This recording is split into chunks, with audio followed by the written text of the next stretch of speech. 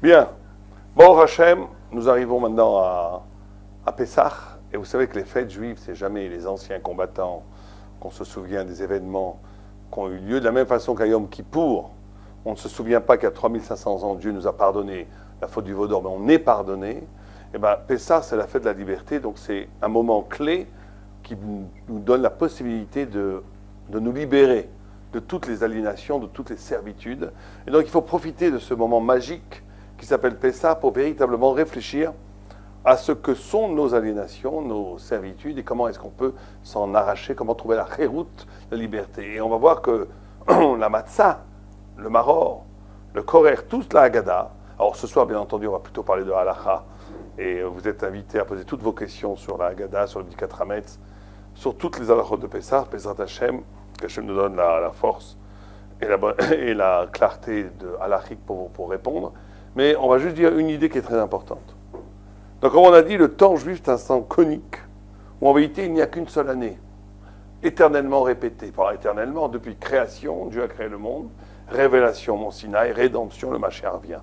Ces trois grands moments. Au cœur de ces trois grands moments, il y a l'année qui circule, qui tourne en rond, où chaque fois, à Rosh Hashanah, on est recréé, à Kippour, on est pardonné, à Sukkot, on est sous les ailes de la Shrina, et à Pessah, on est libéré.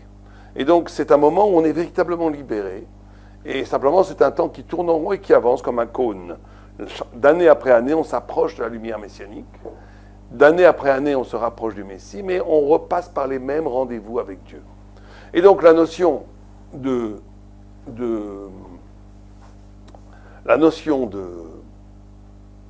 liberté, c'est une notion très importante. Parce que vous savez que quand après la Makat Bechorot, après le coup qu'il y a eu sur les premiers-nés, Paro a dit aux Juifs, sortez. Finalement, on va tous mourir, sortez, priez pour moi, parce que moi je suis un premier-né. Et Moïse a dit, on ne sort pas. On ne sort pas. Et tout le monde se pose la question. Imaginez, ça faisait 210 ans qu'ils étaient en Égypte. Ça faisait 86 ans qu'ils étaient frappés pour travailler comme des brutes. Et imaginez que quelqu'un soit 30 ans dans une prison et qu'on lui dise ça, il dit non, je ne sors pas, je reste dans ma geôle, je reste dans ma cellule, je ne veux pas sortir. Pourquoi est-ce que Moïse a fait ça? Parce que Moïse a compris que si on sortait sous l'ordre de Pharaon, on serait esclave même en dehors de l'Égypte. Vous savez qu'il y a un phénomène formidable, c'est que quand un esclave est libéré par des Blancs, quand un esclave est libéré par ses geôliers, quand un esclave est affranchi par ses maîtres, même quand il est affranchi, il a encore le traumatisme de l'esclavage. Parce qu'un juif est libre, même au cœur de la prison. Paro a dit à Moïse, sors. Moïse lui a dit, on ne sortira pas la nuit comme des voleurs. On sortira demain en pleine lumière, quand Dieu nous le dira, pas quand toi tu nous le diras. Et quand le peuple juif a dit ça, droit dans les yeux, à l'autorité, à la puissance politique, il s'est affranchi de toute aliénation à jamais. Parce qu'il a établi un rapport, il ne dépend pas des circonstances. Il peut même dans la prison être libre. Et c'est ça le secret de Pessah. Le secret de Pessah, c'est pour ça qu'on mange la matzah avec le maror, le korer, ensemble. Et d'oraïta, il fallait les manger ensemble, comme il est, la halakha comme il est. Simplement aujourd'hui, on ne le fait pas parce que la matzah est d'oraïta, le maror est des rabanan. Et comme d'oraïta, le maror est un reshoot, il pourrait annuler le goût de la matzah. On les mange séparément, d'abord la matzah, après le maror, et après le sandwich de Hillel, je rappelle le korer, pour se rappeler comment on faisait dans le temps. Mais mi-karadine, on mange les deux en même temps. Pourquoi? Pour te dire qu'à un certain niveau de clairvoyance, de conscience, la liberté est partout, au cœur même de la prison. Pourquoi? Parce qu'on n'est pas libre parce qu'on sort d'Égypte. On est sorti d'Égypte parce qu'on est devenu libre en Égypte. Et un homme doit être capable de voir Dieu en toutes circonstances. Même s'il est dans son travail, c'est difficile, il y a des forces aliénantes, des forces qui voudraient le déterminer, le circonscrire, l'abaisser au niveau de l'esclavage. Même si dans sa vie c'est dur, il y a des forces qui voudraient le maîtriser, le réduire. S'il est capable d'inaugurer un rapport en od milvado avec Dieu, il va être libre au cœur de la prison. Et quand il est libre au cœur de la prison, toutes les forces du mal, toutes les forces de la prison s'effondrent comme des écorces. Il se retrouve libre dans la pleine lumière de Dieu. Et c'est ça le travail qu'on doit faire à Pessah. Le travail qu'on fait à Pessah, vous savez qu'on n'est pas Yotse, on n'a pas fait la mitzvah de la Haggadah de Pessah. Si on ne la dit pas selon trois modalités qui sont question-réponse, Quelqu'un qui dirait toute la Haggadah de Pessah, sans poser de questions, il n'aurait pas fait la mitzvah. Il faut, derrière Gnaï les Shvar, il faut raconter que nous étions esclaves. Gnaï, ça veut dire de la honte à la gloire. On doit dire nous étions esclaves. On doit dire nous étions nous-mêmes des païens qui faisons de l'idolâtrie. Et nous sommes sortis de l'esclavage à la liberté, du paganisme au monothéisme, du mensonge à la vérité, des ténèbres aux lumières. Deuxième condition, quelqu'un qui ne raconterait pas l'époque où le peuple juif était lui-même très bas n'aura pas fait la mitzvah du soir du Seder. C'est pour ça qu'on commence Avadi Maïno. Troisième dimension, troisième condition pour être Yotze, il faut parler. Si on le dit, si on pense dans la méditation, toute la Haggadah, on n'a pas fait la mitzvah. Il faut raconter à l'autre, et même si on essaie de raconter à soi-même. Tout le monde comprend que ces trois halachot sont constitutifs d'un mode de liberté. On est libre que si on pose des questions. Quelqu'un qui n'a plus de questions est un homme mort. Quelqu'un qui ne se pose pas de questions, n'est plus intéressé par la vérité, il est enfermé dans sa propre ego. Le plus grand des geôliers, la plus grande des prisons, c'est sa propre personne, c'est son ego. La question, c'est de s'intéresser à autre chose que soi-même. C'est être intéressé par la vérité. Ce qui pourrait, d'après la Torah, définir le plus profondément l'homme, c'est pas, comme disaient les philosophes, un animal qui parle, ni même un animal qui pense. L'homme est homme parce qu'il est Adam. Adam, c'est l'anagramme, c'est les mêmes lettres que Méhod. Méhod, ça veut dire beaucoup. C'est-à-dire que l'homme est concerné par quelque chose qui l'excède, qui est plus grand que lui. Et la question, comme l'intelligence, Chochma, qui veut dire Koachma, qui est l'anagramme de Koachma, la force du quoi. La question t'ouvre à une dimension qui dépasse ta condition fermée. Elle t'ouvre à l'infini, elle t'ouvre à la vérité, elle t'ouvre à la lumière divine. On ne peut pas être libre si on n'est pas capable de questionner. Donc le premier sort de Pessah, question, réponse. Deuxième condition, on a dit, Shvar, Gnaï, Shvar. On doit reconnaître ses parts de ténèbres si on veut accéder à la lumière. Quelqu'un qui cacherait toujours ses faiblesses, ses ténèbres, son Yetzirah, ses passions, ses pulsions, ses avérotes, et qui les cacherait sous un manteau pour essayer de faire les mitzvot, à un moment donné, les forces du mal le rejoignent. Il doit se confronter aux ténèbres pour arriver à la lumière. Il doit se confronter au gnaï, à la honte, pour arriver à la gloire. Deuxième condition. Troisième condition, on a dit raconter à l'autre. Parce qu'un homme n'est libre que s'il se considère sa vie comme un membre du corps glorieux d'Israël. S'il vit une vie que pour lui, il est prisonnier. S'il vit pour le peuple juif aussi, s'il considère qu'il y a trois dimensions essentielles dans l'existence, rapport à Dieu, rapport à moi-même et rapport à l'autre. Le rapport à l'autre, c'est la conscience que je fais partie d'un peuple et que je fais des choses pour ce peuple. Et donc le soir de Pessah, il est essentiel de raconter à un autre. Et ce lien par la parole, par le dialogue, par le discours, par le langage, fait que nous comprenions que nous faisons partie d'une famille qui s'appelle le peuple d'Israël, qui est le peuple élu par Dieu, qui est sorti d'Égypte et qui continue à annoncer la bonne nouvelle que le monde ne venait pas absurde, qu'il a un sens, qu'il se dirige vers son but messianique et que nous sommes, nous, le peuple d'Israël, les témoins de cette vérité divine sur terre. Et quand un homme se vit comme cela, comme un des membres de la congrégation du peuple de la vérité qui annonce au monde entier la vérité, il est libre parce qu'il place son existence dans l'ordre de la vérité, pas dans l'ordre du contingent matériel qui est toujours aliénant. Un homme ne vit libre que s'il attache sa vie à la vérité. Quand il est toujours en réaction à la passion, au besoin, à la matière, qu'il est réactif, il a besoin de ce qui lui manque. Il est dans la matière c'est l'esclavage. Il n'y a pas de liberté dans la nature. Il n'y a que de la nécessité dans la nature. C'est l'intelligence, la vérité, la passion du vrai, la mission divine qui donne au peuple juif la vérité, qui amène la liberté. Et c'est ça l'essence même de Pessah. Donc voilà, c'était une introduction. Maintenant, on va commencer à répondre aux questions. On va essayer de faire plutôt des questions halachiques pratiques, puisque dans 4 jours, Bezrat Hashem, nous allons célébrer Pessah, la fête de Pessah. Donc les questions peuvent porter aussi bien sur la Bdikat Hametz que sur la Haggadah, que sur le Seder, que sur toutes les mitzvot qu'on va avoir, Achilat Matzah, Maror, Korer, etc. Alors on commence par la question de Mike. Avant de faire la gala sur l'évier, peut-on l'utiliser 24 heures à froid ou il ne faut pas du tout l'utiliser? Alors très bonne question.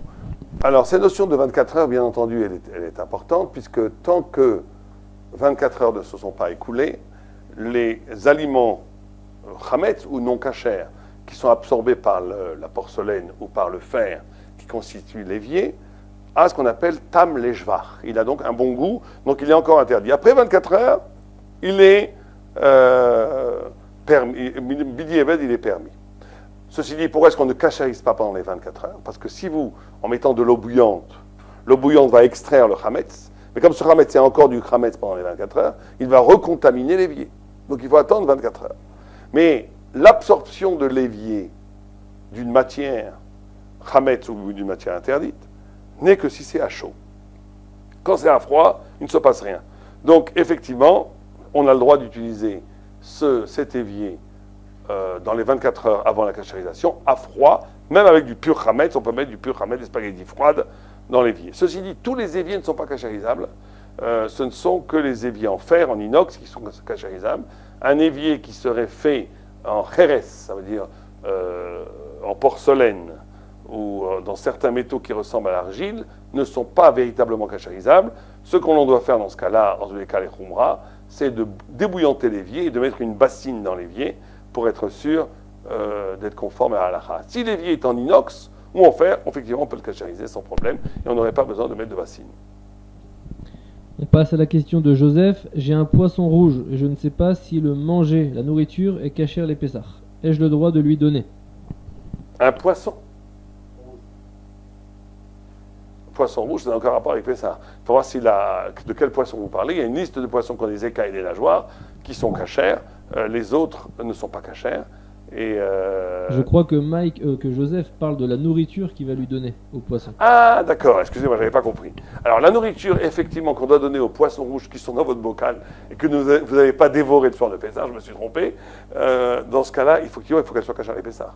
Donc, il faut que vous vérifiez que les graines que vous donnez ne soient pas du chametz. Si c'est du chametz, c'est une interdiction absolue, non seulement de le posséder, puisque celui qui possède un kazaï, donc à peu près 28 grammes de chametz, transgresse une interdiction de la Torah qui s'appelle Baligra et Balimatse, et il annule une mitzvah positive de la Torah d'annuler le chametz. Donc c'est très très grave de garder du chametz, et ce n'est pas forcément un chametz qu'on doit manger, sur lequel on interdit, on transgresse l'interdiction de posséder le chametz. Toute possession de chametz entraîne une Baligra et Balimatse.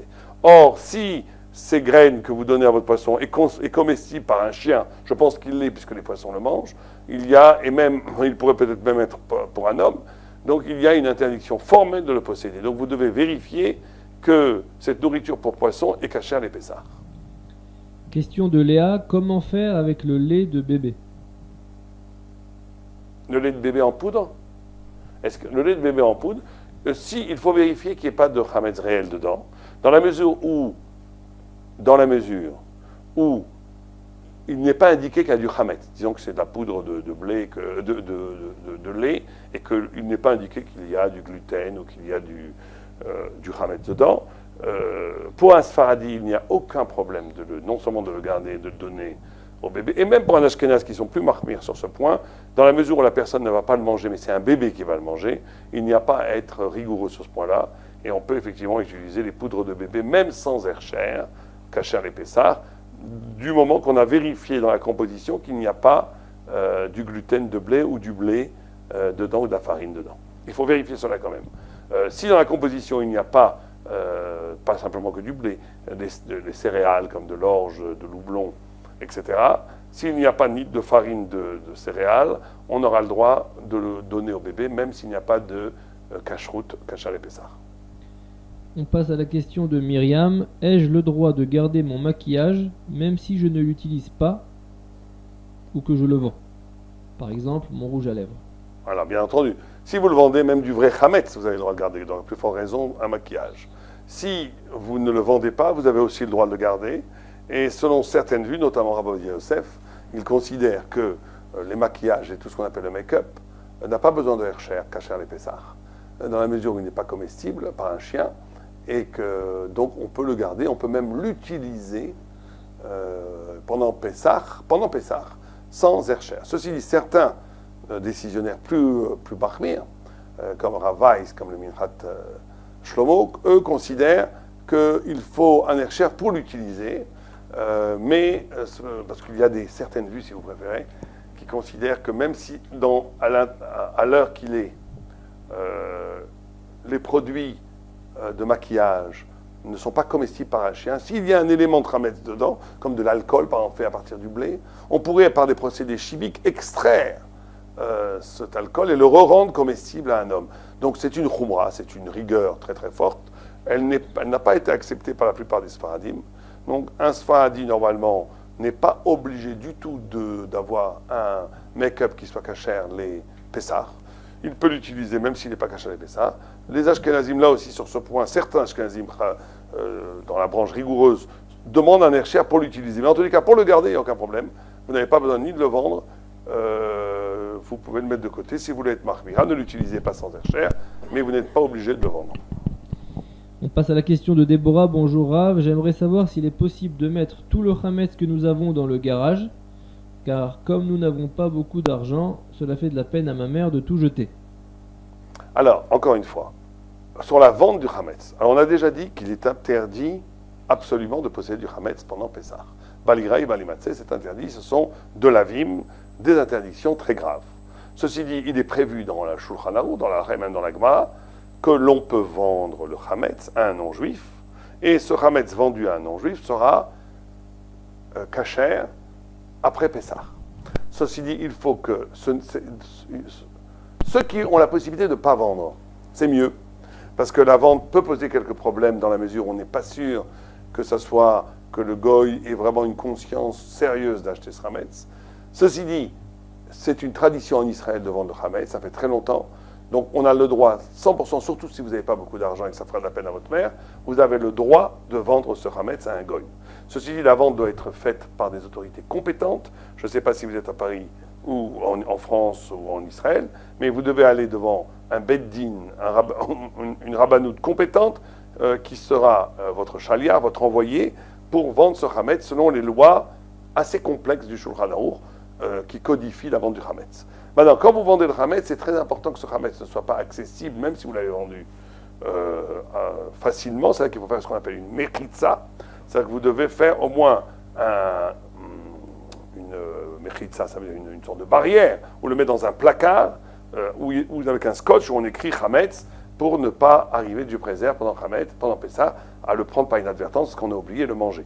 Donc on est obligé de l'isoler derrière une barrière d'au moins 10 tfachim, ou bien de le mettre dans un placard fermé en écrivant dessus un équerre, un siman, que c'est du Hametz qui est vendu pendant Pessah. Et il faut bien entendu parler avec les autorités compétentes. Ça veut dire quand vous vendez le Hametz et vous faites Shalia, vous devez écrire où est le Hametz, où est-ce que la clé est, que le goy peut théoriquement venir le chercher quand il veut, que c'est une vraie vente. Mais si effectivement vous avez des problèmes d'argent et que ça fait de la peine à votre mère, il n'y a pas lieu d'être rigoureux et vous pouvez vendre le Hametz. Question de Jocelyne, est-ce que les dragées sont Hametz? Alors c'est comme si vous me posiez la question, est-ce qu'un chocolat est Hametz? Il y a des dragées qui sont Hametz et il y a des dragées qui ne le sont pas. Donc là encore, il faut vérifier la composition du dragé. On passe à la question de Cynthia. Les plaques d'un four à pyrolyse sont cachérisables comme le four lui-même pour Pessah? Alors, il vaut mieux les plaques, même à pyrolyse, comme c'est très difficile de les... Normalement, il faut les faire passer au chalumeau jusqu'à qu'elles crachent des étincelles. Si on peut le faire, tant mieux. Là, on peut le faire. La tradition de nos jours, et on peut cachériser un four, certains le font, en le nettoyant et en le faisant chauffer un maximum, en nettoyant tout ce qui est de la mamachout, tout ce qui est de la réalité. On enlever un maximum, les déchets, même brûlés, les enlever. Une fois qu'on les a enlevés, d'attendre 24 heures, et après 24 heures, de faire brûler un maximum le four pendant une demi-heure. Nous avons un four qui est cachérisé selon certaines vues. Certains, je tiens à le préciser, n'acceptent pas ce genre de cachérisation parce qu'ils ont peur que dans certaines failles, comme Tosfot dit, qu'on ne peut pas véritablement vérifier toutes les failles, il peut y avoir de la mamachout, c'est-à-dire de la réalité de Hametz, et pas simplement un Hametz qui est imprégné dans les murs. Or, cette réalité n'est pas détruite par le fait qu'on ait chauffé le four. Certains disent que dans la pyrolyse, elle est oui détruite. En d'autres termes, ceux qui sont très très rigoureux fermeront leur four pendant Pessah ou achèteront un four caché les Pessah. Ceux qui veulent faire la halakha normale, ils ont le droit de cachériser leur four. Comment le font-ils? il vérifie qu'il n'y a pas de mamachout, surtout si c'est pyrolyse. Il le pyrolyse à fond, c'est-à-dire qu'il le met marcher à vide après 24 heures d'utilisation pendant au moins une demi-heure, pour qu'il arrive à son maximum de chaleur, pour arriver au principe de Kevolo Carpolto, pour que tout soit évacué, ou tout soit brûlé. Et après, troisièmement, les plaques, par contre, sur lesquelles on va mettre les nourritures, on pourrait théoriquement les cachériser en les passant en chalumeau, mais il vaut mieux les changer. Acheter des plaques, cacher les Pessah, qu'on utilise tous les Pessah, c'est le mieux, c'est la meilleure façon de faire. On passe à la question de Thibaut. Comment se débarrasser du Hametz de tous les vêtements touchés par du Hametz? Alors, touché par du Hametz, c'est pas très grave. Ce qui est recommandé en Shulchan Arour, notamment dans le Réma, dans le Shulchan Arour, et par les poskim, c'est que tout endroit où il peut y avoir, on est susceptible d'avoir mis un morceau de brioche dans sa poche, ou bien pendant Shabbat, qu'un bout de Hametz soit tombé dans les poches, il faut vérifier les poches. Ce qui a touché, vous n'êtes pas obligé de le passer, de laver tout votre linge, ce n'est pas obligé. Mais par contre, il faut vérifier les poches des costumes ou des pantalons dans lesquels c'est possible que du Hametz est tombé. Cette possibilité peut être même très éloignée. Ça veut dire que si on a un costume qu'on ne met jamais à table, ou avec lequel je ne mange jamais, on n'est pas obligé de regarder les poches. Mais si c'est un costume dans lequel on mange, avec lequel on mange, il faut vérifier les poches une à une. C'est écrit mes fois dans la halakha, dans la mesure où il peut y avoir du Hametz dans les poches. Mais c'est une vérification qui peut se faire très rapidement. On ouvre la poche, on regarde très rapidement tous les costumes, tous les endroits où il y a une poche, on vérifie rapidement s'il y a du Hametz ou pas. Mais le fait que des vêtements aient touché du Hametz, c'est pas grave, du moment qu'il n'est pas visible, il n'y a rien du tout qui s'est passé, ce n'est pas un problème. Ceci dit, il y a une mitzvah, bien entendu, pendant Yom Tov, d'avoir un costume pour Yom Tov, pour Pessah, qui soit neuf ou qui soit lavé, qui sort du pressing, c'est bien entendu le mieux. En tous les cas, le costume avec lequel on va célébrer le Seder de Pessah. Ceci dit, ce n'est pas une obligation, c'est juste une belle façon de célébrer la fête. On passe à la question de Zekri. J'habite à la campagne, j'ai vendu mon cheval, mes chiens, mes chats et mes oiseaux, ainsi que leur nourriture. Dans ces conditions, ai-je le droit de les nourrir pendant Pessah? Non, vous n'avez pas le droit. Même si vous avez vendu vos chiens, vos chats et vos oiseaux, et même s'ils appartiennent à un goy, vous n'avez pas le droit de les nourrir avec du Hametz. Pour plusieurs raisons. D'abord parce qu'on ne touche pas du Hametz pendant Pessah, de peur d'en arriver à le manger. Deuxièmement, comme ce sont vos bêtes que vous allez retrouver après Pessah, il y a un rachash que de toute façon, que le Hametz, que vous ayez une ana'a, c'est un plaisir à partir de ce Hametz que vous utilisez. Et troisièmement, comme on a dit, la vente, c'est quelque chose qui est possible, mais qui n'est pas 100%. Donc, enfin, qui est 100%, mais ce n'est pas le mahmir, ce n'est pas le top. Donc, dans ce cas-là précisément, où ce sont vos bêtes que vous allez avoir après, il y a quelque chose qui est très problématique. Il ne faut pas, en tous les cas, que vous-même vous nourrissiez vos animaux avec du Hametz pendant Pessah. Et ça va même plus loin. Si vous n'avez pas vendu vos bêtes conformément à la halakha, il faut voir si la vente est bonne. Vous n'avez pas le droit de donner vos bêtes à un goy qui va lui-même les nourrir avec du Hametz, même si le Hametz appartient à un goy. C'est assourd, parce que vous êtes né de façon ricochée, vous prenez plaisir du Hametz de façon ricochée. Donc, il faudrait, pour que cela soit permis dans votre cas, deux conditions sine qua non. Un, que la vente des animaux ait été une vente parfaite. Et vérifiez auprès de vos rabbanim, est-ce que la vente a été conforme à la halakha. Deuxièmement, que ce ne soit pas vous qui nourrissiez avec du Hametz vos animaux, mais le goy à qui vous avez vendu les animaux, ou un autre goy qui sera le shaliach, l'envoyé de ce goy qui a acheté vos animaux. Mais dans une des deux conditions qui manquerait, c'est-à-dire que la vente ne serait pas réelle, vous n'avez pas le droit de le nourrir même avec du Hametz qui n'est pas à vous, qui est le Hametz d'un goy, ou bien même si la vente est réelle et que le Hametz ne vous appartient pas, vous n'avez pas le droit, vous, de manipuler le Hametz pour les nourrir. Donc vous devez, pour pouvoir réussir votre affaire, ça sera un, que la vente des animaux soit totale, deux, que celui qui nourrit vos animaux avec du Hametz soit un goy et pas vous-même. Dans la mesure où c'est impossible de réunir ces deux conditions, essayez de nourrir vos animaux avec quelque chose qui n'est pas du Hametz. En tous les cas, pas du Hametz Gamour. Ça veut dire trouver autre chose que du Hametz pour les nourrir. Question de Patrick. qu'en est-il pour les médicaments à Pessah, étant donné que le consistoire et le Rav Rothenberg éditent des listes de médicaments autorisés? Alors les médicaments, c'est encore une fois du domaine de la Khumra ou de la Halakha, ça dépend de quel genre de médicament. Si dans les médicaments il n'y a pas de Hametz, bien entendu, il n'y a aucun problème. Si dans les médicaments il y a du Hametz, donc là on est dans le deuxième niveau, mais que ce Hametz n'est pas comestible par un chien, et ni par un homme, selon certaines vues, comme c'est pour, on le mange pour se guérir et pas pour le manger, ça sera, d'après certaines vues, et même d'après toutes les vues, s'il n'est pas mangeable par un chien, ça sera absolument moutard de le manger pendant Pessah. Et on n'aura pas besoin de Hercher. Si par contre, souvent, un médicament pour aider le consommateur est rendu agréable à manger, on met une certaine, je ne sais pas ce qu'on met dedans, du sucre, etc., ce qui fait que c'est bon, le médicament est bon. Il y a des dragées de médicaments. Et qu'il y a du Hametz dedans, là, ça sera absolument interdit. Et là, il faudra donc un Hercher. Donc nous avons trois niveaux. Nous avons un médicament qui n'a pas de Hametz, dans ce cas-là, moutard. Et si, dans la composition, il n'y a pas écrit du Hametz, en tous les cas pour un Sfaradi, il n'y a pas du tout lieu d'être marmire. Pas du tout lieu. Il peut acheter ce médicament sans Hercher. Pourquoi? Parce que vous savez qu'il y a une très grande discussion entre les Sfaradim et les Ashkenazim. Est-ce que du Hametz qui serait tombé dans quelque chose qui n'est pas du Hametz avant Pessah, et qu'il y avait 60 fois plus de non-Hametz par rapport au Hametz, est-ce que cet élément, ce tarovot, ce mélange du Hametz et non-Hametz, est comestible et permis pendant Pessah? Vous savez que nous avons une loi pendant Pessah lui-même, et là tout le monde est d'accord, que si une miette de pain tombe dans 1000 tonnes de matzot, il faut tous les jeter. Parce qu'il n'y a pas de bitoul. Le Hametz n'est pas annulé. Il n'est pas annulé quand il tombe pendant Pessah. Il n'est pas annulé pour plusieurs raisons. Un, Tosfot nous dit que l'obadil miné, parce que les rabbanim ont été plus minatora, il est annulé.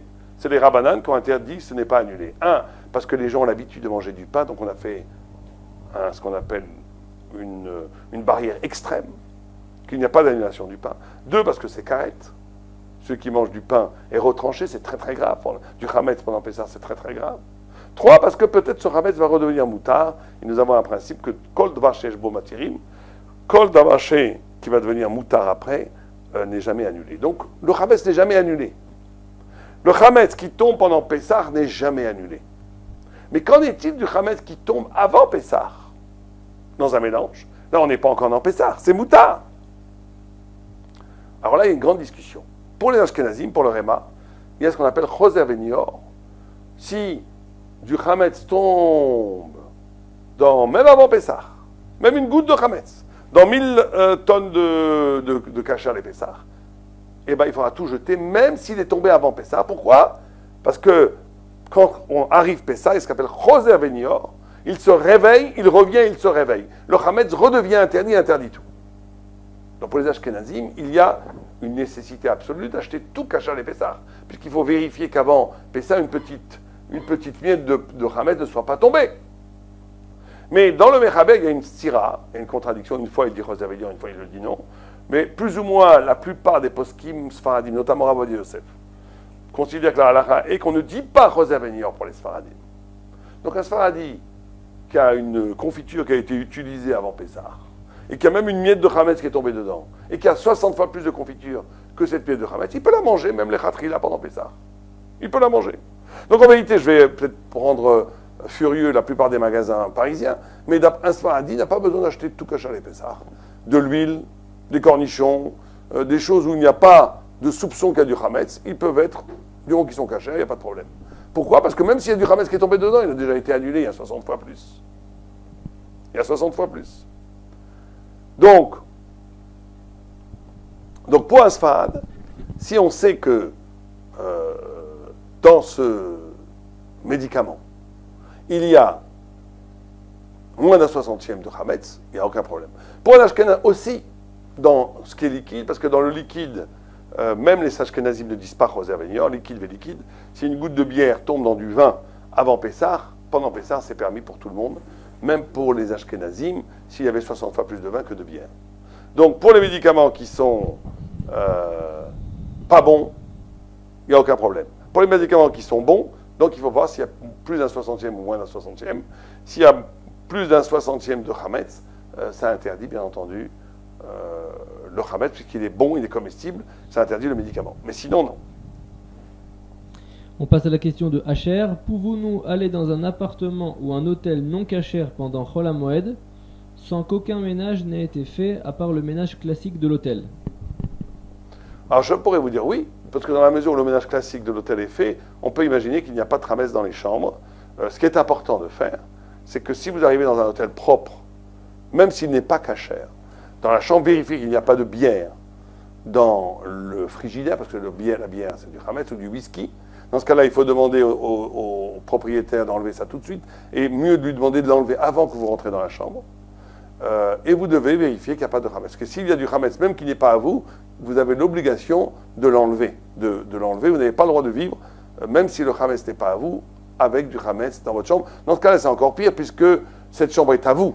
Et on vous donne la bière, même s'il faudra la payer, elle vous est quand même donnée, cette bière, ce whisky, donc il faut absolument, impérativement faire que dans la chambre, il n'y ait pas de hametz. Mais si vous savez que dans la chambre, il n'y a pas de hametz, ou même si en arrivant à l'hôtel, vous demandez qu'on enlève du frigidaire la bière et le whisky, vous avez absolument le droit de passer, dormir dans un hôtel pas cachère. Ceci dit, le matin, petit déjeuner, on évite, parce que je ne vois pas comment vous pourrez prendre un petit déjeuner là-bas, qui sera cachère et Pessah, avec toutes les difficultés à la rique qu'il y a. On pourrait à la limite boire dans des verres froids, des jus d'orange froids et des choses comme ça, mais je ne vous conseille pas. Il faut être très expert dans la halakha pour pouvoir se débrouiller dans un petit déjeuner dans un hôtel pas cachère. Donc là, on évite le petit déjeuner, mais dormir dans l'hôtel, il n'y a pas de problème dans la mesure où dans la chambre, il n'y a pas de hametz réel.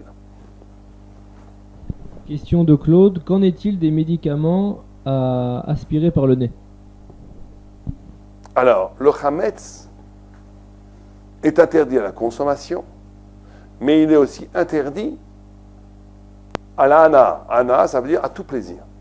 Donc je n'ai pas le droit, par exemple, de prendre du hametz, de pommade faite de hametz, et m'en mettre sur la peau quand ça me fait plaisir. Puisque le hametz n'est pas simplement interdit à la consommation, il est interdit, ce qu'on appelle issur hana'a, de tirer un profit ou un plaisir du hametz. Je n'ai pas le droit de vendre du hametz, même si je ne le mange pas. Je n'ai pas le droit de jouir du hametz, même si je ne le mange pas. Je n'aurai donc pas le droit de sniffer du hametz, même si je ne le mange pas. Ceci dit, comme l'interdiction ici est moins grande dans la hana que dans la achila, si ce médicament, encore une fois, n'est pas comestible par un chien, il n'y a aucun problème. Vous pouvez le mettre dans le nez pendant Pessah, même s'il y a du hametz dedans. Si par contre, vous ne savez pas qu'il y a du hametz dedans, ce n'est pas précisé dans la composition, vous avez le droit aussi de le sniffer. Si c'est sûr qu'il y a du hametz dedans, et que ce hametz est comestible par un chien, dans ce cas-là, il faudra être marpire de ne pas l'utiliser pendant Pessah, à moins qu'il y ait des complications très graves de santé. Dans ce cas-là, il faudra demander non seulement à votre médecin, mais à votre rave. On peut dans certains cas autoriser ce genre de choses, bien entendu, mais sans cela, c'est interdit. Donc je répète, si on ne sait pas qu'il y a du hametz, on n'aura pas le droit, on aura le droit d'utiliser. Si on sait qu'il y a du hametz, mais on considère que ce liquide qu'on s'injecte dans le nez n'est pas comestible par un chien, on pourra l'utiliser aussi. Si on sait qu'il y a du hametz, et on sait que ce liquide est comestible par un chien, à plus forte raison, c'est comestible par un homme. Donc dans ce cas-là, on n'aura pas le droit d'utiliser, et il faudra acheter la même chose qu'Achal et Pessah. Et dans ce cas où ça n'existe pas et qu'il y a un réel danger pour la personne, bien entendu, il y a manière à l'autoriser, mais il faut demander en ce moment au médecin et au rat pour cas par cas préciser cette autorisation. On passe à la question de Saadia. Dans le msuki, on peut mettre des galettes en petits morceaux, c'est une question, car cela peut monter. Ouais, ah, ça c'est que Broch, vous connaissez, c'est la grande marloquette, enfin la grande discussion. Est-ce qu'une matzah, normalement une matzah n'est pas du hametz, mais est-ce qu'on a le droit de la mettre dans du liquide? Alors certains ne le font pas, de peur qu'il resterait un tout petit peu de farine qui n'a pas été cuite, ou une partie de la matzah qui n'a pas été vraiment cuite. Donc en le mettant dans le liquide, elle va monter, elle va devenir hametz. Et donc ça serait interdit. Ceci dit, la halakha est clairement que ce hashash n'est pas halachique, il est ce qu'on appelle une khumra. Vous savez que dans la halakha, c'est très important de ne pas mélanger ce qu'on appelle la khumra, comment on pourrait dire khumra, la rigueur de la loi. Celui qui ne trempe jamais sa matzah dans quelque chose de liquide, t'avoue la bracha. C'est un beau minag, il n'y a aucun problème. Les Chabad, par exemple, le font, certains Ashkenaz le font, certains Sfarad le font, mais ce n'est pas la halacha. Il ne faut pas. Celui qui commence à considérer que le minag et que la rigueur, la khumra et la halacha, ça devient presque une avéra, il vaut mieux qu'il mette sa matzah dans la soupe, vaut mieux. Parce qu'il est en train de mébalbel le mohar, mébalbel la Torah, mélanger la Torah, il est en train de faire une catastrophe pour les générations futures. Il y a la halacha, il y a les minagim, et il y a les khumrot. Ce ne sont pas les mêmes sphères. Donc d'après la halacha, il n'y a aucune interdiction, et c'est tout à fait permis de prendre sa matzah, la mettre dans la soupe, à poulet, soupe de poulet, ou bien dans le smoothie, où est-ce que vous voulez. Certains minag, notamment Chabad, ne le font pas, il faut respecter ces minagim, et certains qui n'ont pas de minag, mais sont marqués de peur qu'il y aurait de la farine ou une partie de la matzah qui n'est pas complètement cuite, ne le font pas. Voilà, c'est très bien, c'est une rigueur qui est tout à fait respectable, mais qui n'est pas la halacha. Donc celui qui ne veut pas faire cette halacha, il a tout à fait le droit, cette khumra, cette rigueur, d'après la loi à la halacha, il a tout à fait le droit de ne pas le faire, il peut tremper ses matzot là où il veut. On passe à la question de Nina. Bonsoir Rav. Que doivent faire au minimum les candidats à la conversion pour le premier Pessah, à part ne pas manger de chametz? S'ils sont candidats à la conversion et que cette candidature est réelle, ils doivent tout faire, sauf, comme c'est un Shabbat, ils n'ont pas le droit de chômer Shabbat complètement, ils doivent faire une avéra. Sur la matzah, sans vouloir froisser personne, il y a une halacha que, comme le non-juif n'est pas concerné par la matzah, le soir de Pessah, quand on est à table, on évite de donner de la matzah shmura, de la matzah avec laquelle on peut faire une mitzvah à quelqu'un qui est non-juif. Non, Dieu préserve, c'est pas du mépris pour les non-juifs, mais c'est un élément qu'il ne peut pas comprendre puisqu'il il n'est pas véritablement concerné par la fête. Donc on lui donne de la matzah qui n'est pas shmura, de la matzah qui n'est pas appropriée pour faire la mitzvah. Un converti, quelqu'un qui va vers sa conversion, il a le droit de prendre la matzah shmura parce qu'il n'y a pas de zilzoul. Il n'y a pas, parce qu'il le fait en vérité pour s'élever, pour participer, il pourra prendre la matzah, même shmura, on pourra lui donner sans aucun problème. Donc il pourra, comme chinour, faire toute la soirée. Malheureusement encore, bientôt, ça sera caché, le vin qu'il touche, si le vin n'est pas cuit, et même d'après certains décisionnaires, s'il est pasteurisé, ça ne suffit pas. Il fera attention à ce que le vin qu'il touche ne soit pas redistribué à des juifs ou à des convertis qui ont déjà passé leur conversion. Et donc, il fera attention à cela. Ceci dit, il a le droit de tout faire. Il n'y a pas d'interdiction de participer à un seder pour quelqu'un qui est en conversion. L'interdiction, avant la conversion, c'était de manger le korban Pessah, où là, c'était exclusivement réservé à un juif total ou à un converti total. Aujourd'hui, ce n'est pas le cas, on a le droit. Ceci dit, si on touche à ce sujet, il est interdit, et ça, je ne veux pas du tout, encore une fois, je fais très attention de froisser personne, on a le droit, et là les gens se trompent, on a le droit d'avoir un non-juif à la table du seder. Ceux qui disent que c'est un péché d'avoir un non-juif, ne connaissent pas la halakha, on a le droit d'avoir un non-juif à la table du seder. Ceci dit, il y a une halakha que oui, qui est certain, qui n'est pas liée qu'au seder, qui est qu'on a le droit d'inviter un non-juif à Shabbat. Mais on n'a pas le droit d'inviter un non-juif à Yom Tov. Pourquoi? Parce qu'on a peur que si on invite un non-juif à Yom Tov, comme Yom Tov on a le droit de cuisiner, que si on invite un non-juif, on va commencer à cuisiner plus de nourriture. Et Yom Tov, Ochel Nefesh, on a le droit de cuisiner pour que quelqu'un qui est dans la fête, qui participe à la fête, ça veut dire un juif. Pour un non-juif, on n'a pas le droit de rajouter. Donc là, on fait un lave d'oraïta. Donc on n'a pas le droit d'inviter, mais on a le droit de lui faire comprendre qu'il est invité. Dans la Gemara elle-même, dans le Talmud, il y avait des rabbanim qui invitaient des non-juifs pendant Yom Tov. Et il leur disait, tu sais, ma femme a fait une superbe fina, ou ma femme a fait une super tarte au citron, je te conseille de... Et le gars, il venait, il comprenait. Mais d'inviter, d'apprendre son téléphone, de dire à un non-juif, je t'invite à la soirée du Seder, ou je t'invite même à Yom Tov le matin, c'est interdit, mais pas du tout, Chas Shalom, Dieu préserve, par mépris ou par racisme, à cause du fait que, peut-être à cause de ça, on va cuire plus de nourriture pendant Yom Tov. Pour lui, c'est interdit. Donc on ne le fait pas. Mais lui faire comprendre qu'il est invité, on a le droit. Mais ça n'a aucun rapport avec le soir du Seder. Si s'il vient de lui-même ou qu'il a compris qu'il était invité de lui-même, il faut au contraire l'honorer, le respecter. Mais comme on l'a dit tout à l'heure, éviter de lui donner la matzah shmura, lui donner une matzah machine qui n'est pas shmora. On passe à la question de Chantal. Est-ce qu'on peut garder des éléments en silicone pendant Pessah? J'ai entendu que ça n'absorbe rien et qu'on peut même s'en servir entre le lait et la viande. Alors, le silicone, c'est aussi des discussions. Ça dépend si on est Ashkenaz ou Sfarad, encore une fois. Si on est Ashkenaz, c'est interdit, absolument interdit. Si on est Sfarad, il y a des discussions là-dessus. Il y en a qui disent que c'est le Duralex, le Pyrex, comme le verre. Certains disent non. Donc, on est dans les grandes discussions. Je vous conseille de ne pas utiliser le silicone sans cachérisation. Claude, question de Claude. Est-ce que l'on peut garder la bouilloire, qui fait koum également, pendant Shabbat, de toute l'année, pendant Pessah? Non. Il faut la cachériser selon le principe absolu de la cachérisation qui s'appelle Kebolo Karpolto. Parce que dans un koum, des fois on met une matzah, une challah pour la réchauffer. Des fois on oublie, des fois on passe avec ses gâteaux et on le met, ou des vapeurs de gâteaux peuvent tomber. Donc on n'a pas le droit de mésalzel, de dire c'est pas de problème. Donc il faut ou la cachériser, ou bien en acheter un nouveau koum qui est caché Pessah. Comment cachériser un koum? On a un grand principe dans la cachérisation du kélim qui s'appelle Kebolo Karpolto. De la même façon que les instruments ont absorbé le chametz, de la même façon, ils vont l'expulser. Donc, par exemple, si j'ai des brochettes sur le feu et que dans ces brochettes j'ai mis du chametz, pour les cachériser, il faudra les passer par le feu. Ça ne servira à rien de les mettre dans de l'eau bouillante. Il faudra les mettre, enfin, il y en a qui disent que Bidievet ça marche dans l'eau bouillante, mais on va dire que nous, non. Et pour être sûr, il faut le mettre dans l'eau, dans le feu, jusqu'au point où des étincelles sortent.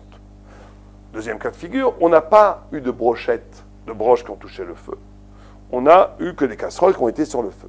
Donc pour cachériser avec de l'eau, donc là, il n'y a plus besoin de les passer par le feu, puisqu'il y a eu de l'eau.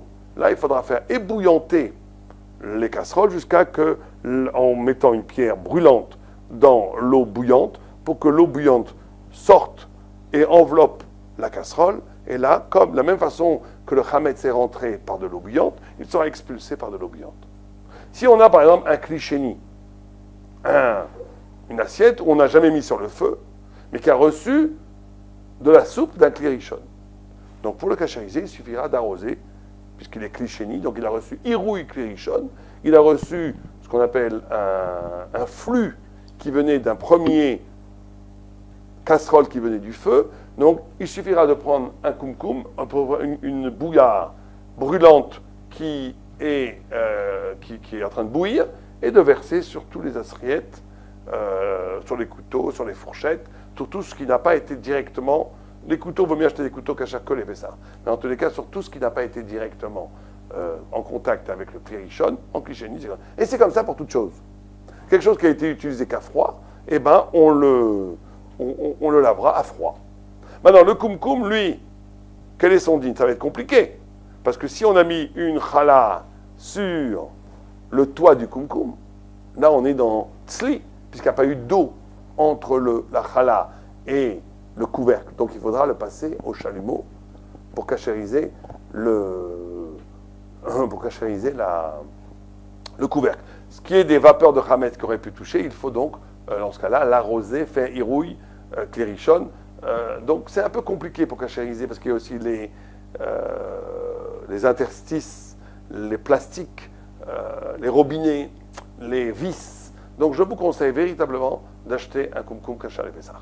Si vous n'avez pas les moyens d'acheter un koum kachar et Pessah, alors là il faudra le cachériser, comme on a dit, selon le principe Kebolo Karpolto, c'est-à-dire qu'il faudra passer par le chalumeau le couvercle, et il faudra ébouillanter le reste du koum. Question de Céline. J'ai un lave-vaisselle qui n'a pas été utilisé pendant une année. Puis-je l'utiliser pour Pessah? Non. Vous pouvez l'utiliser, mais pas parce qu'il n'a pas été une année, ça ne concerne pas les lave-vaisselle. On verra peut-être plus tard quoi ça peut concerner. Le lave-vaisselle, c'est très simple. Certains décisionnaires interdisent complètement d'utiliser le lave-vaisselle. Ne permettent pas d'utiliser le lave-vaisselle.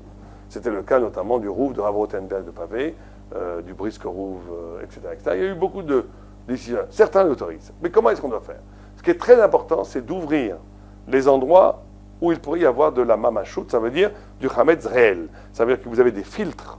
Vous devez ouvrir les filtres et nettoyer toutes les nourritures qui sont pas simplement absorbés dans les parois, mais qui sont... et donc, il vaut mieux changer les filtres, acheter des filtres nouveaux. Deuxièmement, il faut cachériser les courroies. C'est bien débouillanter les courroies. Et si on ne peut pas le faire, au moins changer les filtres, attendre 24 heures et faire tourner la machine à laver à vide avec du produit, avec beaucoup de produits à vaisselle qui rendent le Tam Lev Gam et d'attendre 24 heures. Là encore, il est indispensable d'ouvrir les filtres et d'enlever la mamachoute. Et si on peut de changer les filtres, si on peut de faire bouillir toutes les courroies en plastique, et si on ne peut pas, changer les filtres. Et si on ne peut pas changer les filtres, alors laver les filtres un maximum, et après, laver tout, qu'il n'y ait aucune mamachoute, aucune réalité de nourriture dans le... Même à l'intérieur, il faut soulever les filtres, parce que très souvent derrière, il y a de la nourriture cachée. Donc il faut véritablement être sûr que dans la machine à laver, il ne reste plus de nourriture concrète, et attendre 24 heures, et faire tourner la machine à vaisselle, à vide, avec beaucoup de produits à vaisselle, pour que ça détruise définitivement tout goût de Hametz. Question de David, lorsqu'on cachérise avec de l'eau bouillante, à Gala, le Hametz va sortir, pourquoi ne craint-on pas qu'il puisse re-rentrer par le même principe? Très bonne question, mais c'est une question de Yeshiva. Alors, certains disent, répondre à votre question, le Rajba par exemple, parce que là ça sera Nat Barnat. Puisque en sortant il va diminuer d'intensité, vous savez qu'il y a un principe de Nat Barnat. Si j'ai cuit par exemple dans une casserole de la viande, et que après cette casserole est vidée et propre, même dans les 24 heures, je cuis après du riz, ce riz après est comestible même d'après les Ashkenazim Bidievet, et même les Khatrila pour les Sfaradim, est comestible avec du lait. Ah, pourtant, il y a eu de la viande qui est sortie dans le riz. Oui, mais c'est Nat Barnat, c'est Notentam Bar Notentam, c'est un goût, fils de goût. Puisque la viande est rentrée d'abord dans le kéli, après le kéli est sorti du kéli dans l'eau, et après il est rentré dans le riz, et après le riz va... Ce n'est pas suffisant pour interdire. Alors certains disent que Nat Barnat dans Hametz, le Rajba par exemple, là aussi il y a le principe de Nat Barnat, puisque le Hametz c'est moutar, avant qu'on le cachérise. Donc c'est comme le lait et la viande. Donc il n'y a pas de problème. Et donc, d'après le Rajba, on pourrait même cachériser pendant les 24 heures. Mais comme certains ont considéré votre question était une question pertinente, ils ont dit, oui, mais quand même, le Hametz va sortir, il est affaibli. Mais il va rentrer plus affaibli. Et certains disent, on n'a rien fait du tout. Il est sorti, vous le refaites rentrer, vous n'avez rien fait. Donc, bonne question. Donc, certains disent, ah, c'est pour ça que la tradition, et la halakha même, aujourd'hui, c'est d'attendre 24 heures. Parce que quand vous attendez 24 heures, le tam, le goût du Hametz qu'il y a dedans, et pagoum.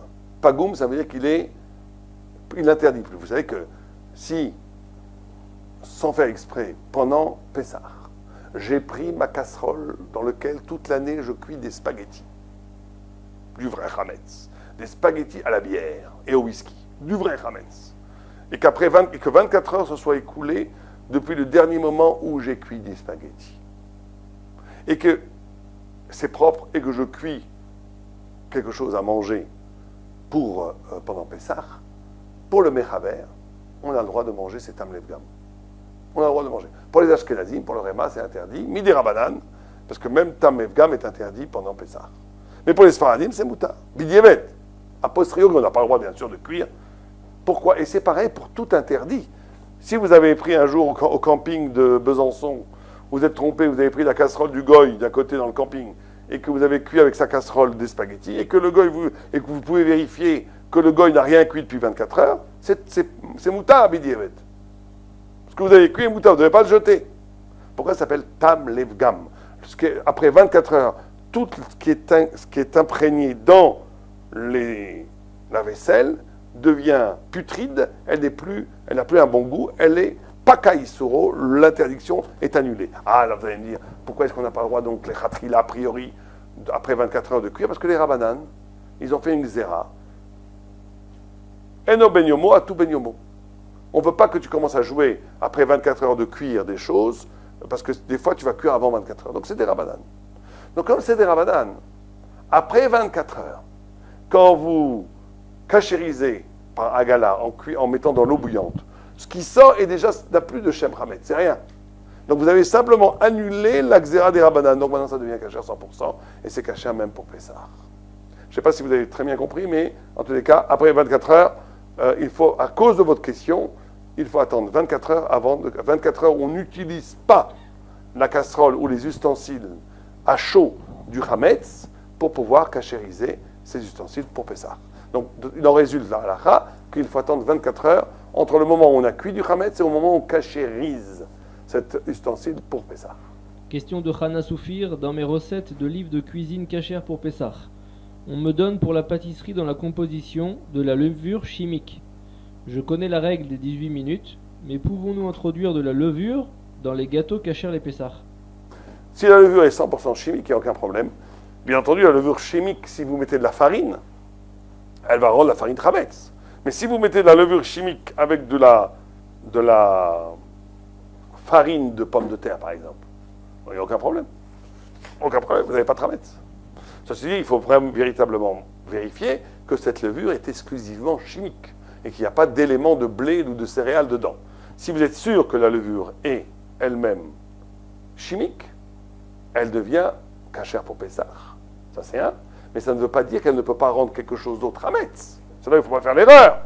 C'est pas je peux dire, ah oui, j'ai de la levure chimique, donc je peux faire un gâteau avec de la farine. Non, bien sûr que non. La farine avec la levure chimique va devenir du Hametz pur. Ça sera absolument interdit.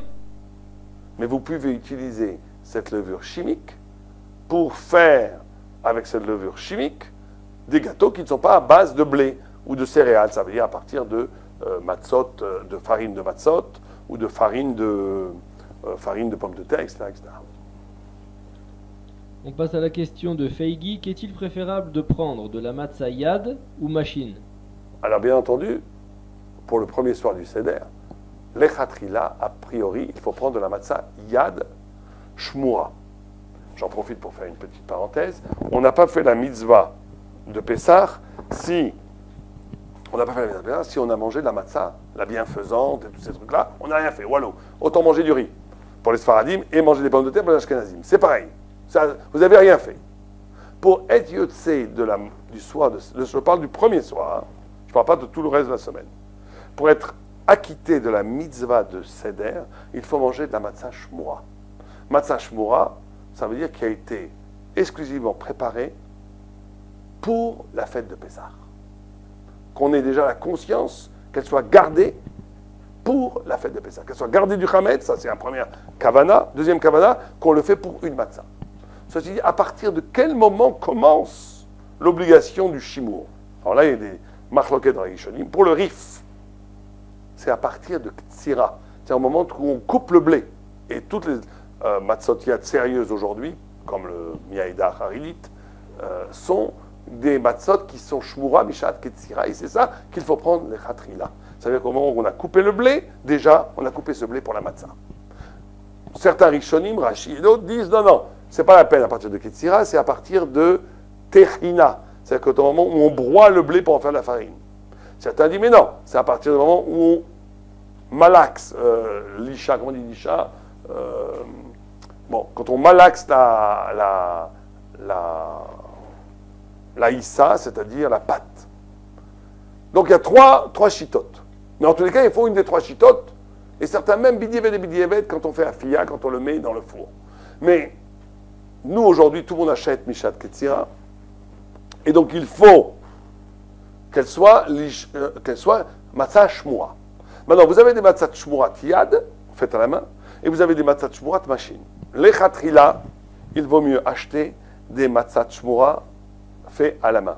Ceci dit, si vous n'en avez pas, bidiavat, a posteriori, c'est moins bien.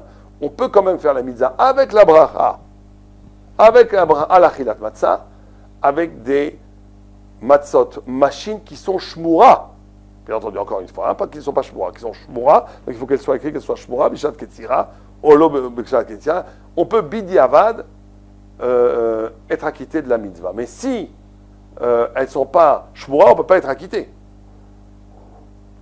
Mais l'echatrila, il est mieux de faire la mitzvah du soir de Seder avec des matzot qui sont faits à la main, pas qui sont machines. Si on n'a que des machines, on fera quand même la mitzvah. Question de Manu de Constantine. Doit-on garder ces minagim de se mettre en djellaba et de manger par terre maintenant que j'habite à Jérusalem? Vous pouvez. Doit-on? Non, parce qu'il n'y a pas de minag au sens halachique du terme de manger par terre. Ceci dit, si vous pouvez préparer un joli avec des coussins et tout, et que vous soyez vraiment bien va du côté gauche comme il faut, pourquoi pas. Mais ce n'est pas un minag au sens de halachique. Il y a des minags où c'est la halakha de les garder. Ce minag-là n'est pas la halakha de la garder, ni de mettre de la djellaba, ni de manger par terre. Vous pouvez manger à table en costume 3 pièces, vous n'aurez fait aucune faute. Si ça vous amuse de manger par terre avec la djellaba, vous avez le droit. Question de Yoni, Shalom Rav. Une fois que la vente du Hametz prend effet, peut-on encore pénétrer dans les pièces vendues ou poser des objets ou des aliments dans les placards vendus? Non. Dans les placards, non. Dans la pièce, oui. Le placard doit être fermé puisqu'il est vendu au goy, donc vous devez avoir sa permission d'ouvrir ces placards. Les chambres, vous avez le droit d'y rentrer. Alors là, il y a une discussion très intéressante. Est-ce que les chambres où il y a le Hametz, que vous aurez vendu, est-ce que vous avez le droit, est-ce que vous avez l'obligation de faire Bdikat Hametz le jeudi soir là qui va venir, on va regarder. Est-ce qu'on a l'obligation de faire Bdikat Hametz dans les chambres où on garde le Hametz qu'on a vendu? Alors c'est une grande discussion chez les poskim. Les halakha, plus ou moins, tous les poskim ont été mekel, qu'il n'y a pas d'obligation de faire Bdikat Hametz dans les chambres où on vend le Hametz. Ceci dit, ceux qui veulent être mahmir le faire, ils doivent le faire, mais ils ne le feront pas juste après la bracha, pour qu'il n'y ait pas un efsek, une interruption entre une bracha et de regarder dans un endroit qui n'est pas 100% sûr qu'on ait une obligation de regarder. Donc il regardera dans tous les autres endroits, et à la fin, s'il veut pour faire la mitzvah le plus, il regardera aussi autour des placards, autour de la chambre où il a vendu le Hametz, s'il n'y a pas aussi du Hametz à lui qu'il n'aurait pas vendu. Donc on a le droit de rentrer dans les chambres où les placards de Hametz sont déposés, mais il n'est pas recommandé, pour plusieurs raisons que je ne peux pas expliquer ici, d'ouvrir les placards où le Hametz il y est. En cas d'extrême nécessité, on peut l'autoriser dans certains cas. Vous demanderez à ce moment-là à votre Rav. L'endroit c'est trop long ici pour expliquer. Mais les Khatrila, il vaut mieux ne pas ouvrir les placards ou les Hametz. Et il faut faire ça très attention, bien entendu, pour les minags de la Mimouna, ceux qui ont vendu le Hametz, et que le Hametz ne peut jamais ouvrir les placards ni d'utiliser le Hametz avant Tzet HaKochavim, la sortie des étoiles. Ça veut dire qu'on n'aura absolument pas le droit. Cette année, on n'a pas trop le problème parce que c'est Shabbat, donc personne ne va cuire Shabbat. Mais on ne sait jamais. En tous les cas, on n'a pas le droit d'utiliser le Hametz avant la sortie de la fête 100%. C'est absolument interdit. Et ça peut même poser de graves problèmes. Ça peut annuler la vente. Ça peut être considéré que la vente n'était pas sérieuse. Et en plus, on n'a pas le droit d'utiliser le Hametz. Et on pourrait presque être ouvert malgré Balimatsé. Donc on n'a pas le droit d'utiliser le Hametz vendu, ni de le toucher avant la fin de la fête. Question de Rivka, comment cachériser un évier dont je ne connais pas la matière? Si vous pensez que ça peut être du kheres, ou bien même du plastique qui absorbe et qui n'expulse pas, dans ce cas-là, c'est très simple. Vous faites quand même, vous les bouillantez, parce que d'après plusieurs vues, ça peut marcher. Le mieux, c'est que vous les bouillantez peut-être 3 fois. Et pour être encore plus sûr, vous mettez une bassine dans votre évier, et là, vous êtes tranquille. Vous mettez une bassine dans chaque évier, trouée, une bassine trouée, qui vous permet après d'utiliser l'évier sans problème. Question de Shalom, comment peut-on interpréter le paramètre 4 lors de la Gada, comme les 4 enfants, les 4 couples, les 4 exils, les 4 sages? Alors ça, je vous renvoie un cours sur, excusez-moi, je crois qu'il est aussi sur Torah Box, mais sur koltorah.com, qui est un site où j'ai tous mes cours, où là, vous avez un très long cours d'1 heure qui explique le chiffre 4 dans Pessah. Et de le reprendre maintenant, ça prendrait une demi-heure au moins, puisque le cours dure 1 heure. Mais effectivement, vous avez touché un point très important, cardinal, dans les 4 vers, les 4 enfants, il y a aussi 4 mitzvot, il y a énormément de chiffres 4. De façon très rapide, c'est lié aux 4 éléments, aux 4 yesodot, qui sont la terre, l'air, le feu et l'eau, qui sont le tikkun du soir du Seder, la réparation de ces 4 éléments. Par exemple, le vin, c'est l'orgueil qui est lié à l'air. La matzah, c'est la poussière qui est liée à la terre, etc. Et donc on fait un tikkun le soir du Seder, on fait ce qu'on appelle une réparation de la matérialité humaine pour la spiritualiser et l'amener à un maximum de liberté spirituelle. Mais je vous renvoie au cours, là je ne peux pas le faire, ce serait trop long ici de le dire. Question de Ilan, question pratique. Peut-on cachériser un gros barbecue d'extérieur à gaz? Peut-on juste changer les grilles, sachant que dans le fond de la cuve en fonte, il reste de la substance qui est carbonisée? Oui, alors il faut changer, c'est mieux de changer les grilles, c'est plus facile, sinon il faut encore une fois les passer au chalumeau jusqu'à qu'elles expulsent des étincelles, ce qui est très difficile à faire. Donc vous changez les grilles. Le fond, s'il est complètement carbonisé et que 24 heures sont passées et que vous n'allez pas, que la nourriture ne va pas toucher le fond. Donc il ne reste plus que Zéa ou Recha comme problème. Zéa et Recha après 24 heures, si c'est carbonisé, yesh laquelle vous pouvez permettre, mais changer les grilles, tout ce qui a pu toucher physiquement du Hametz et qui va toucher maintenant ce qui n'est pas Hametz, il faut le changer ou le cachériser. Ce qui va tomber dans la cuve en bas, vous n'êtes pas obligé, vous faites attention qu'il n'y a pas du vrai Hametz, bien entendu. En bas, vous nettoyez ce que vous pouvez nettoyer, mais il n'y a pas besoin de cachériser le bas, puisque le bas ne va pas être en contact avec la nourriture directement.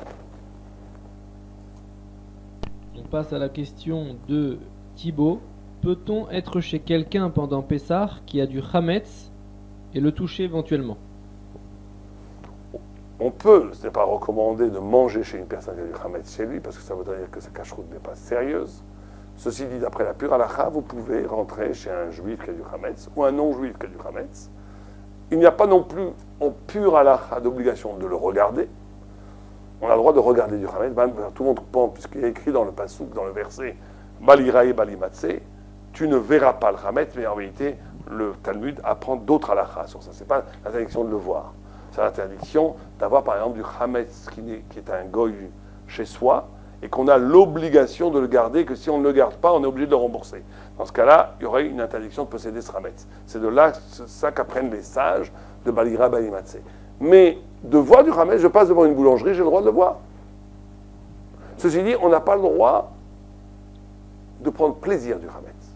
Donc si on passe devant une boulangerie qui diffuse une odeur délicieuse de boulangerie et que ça vous donne une satisfaction de respirer ce bon pain au chocolat et ce croissant que vous comptez les jours pour aller le manger, on n'a pas le droit pendant Pessah.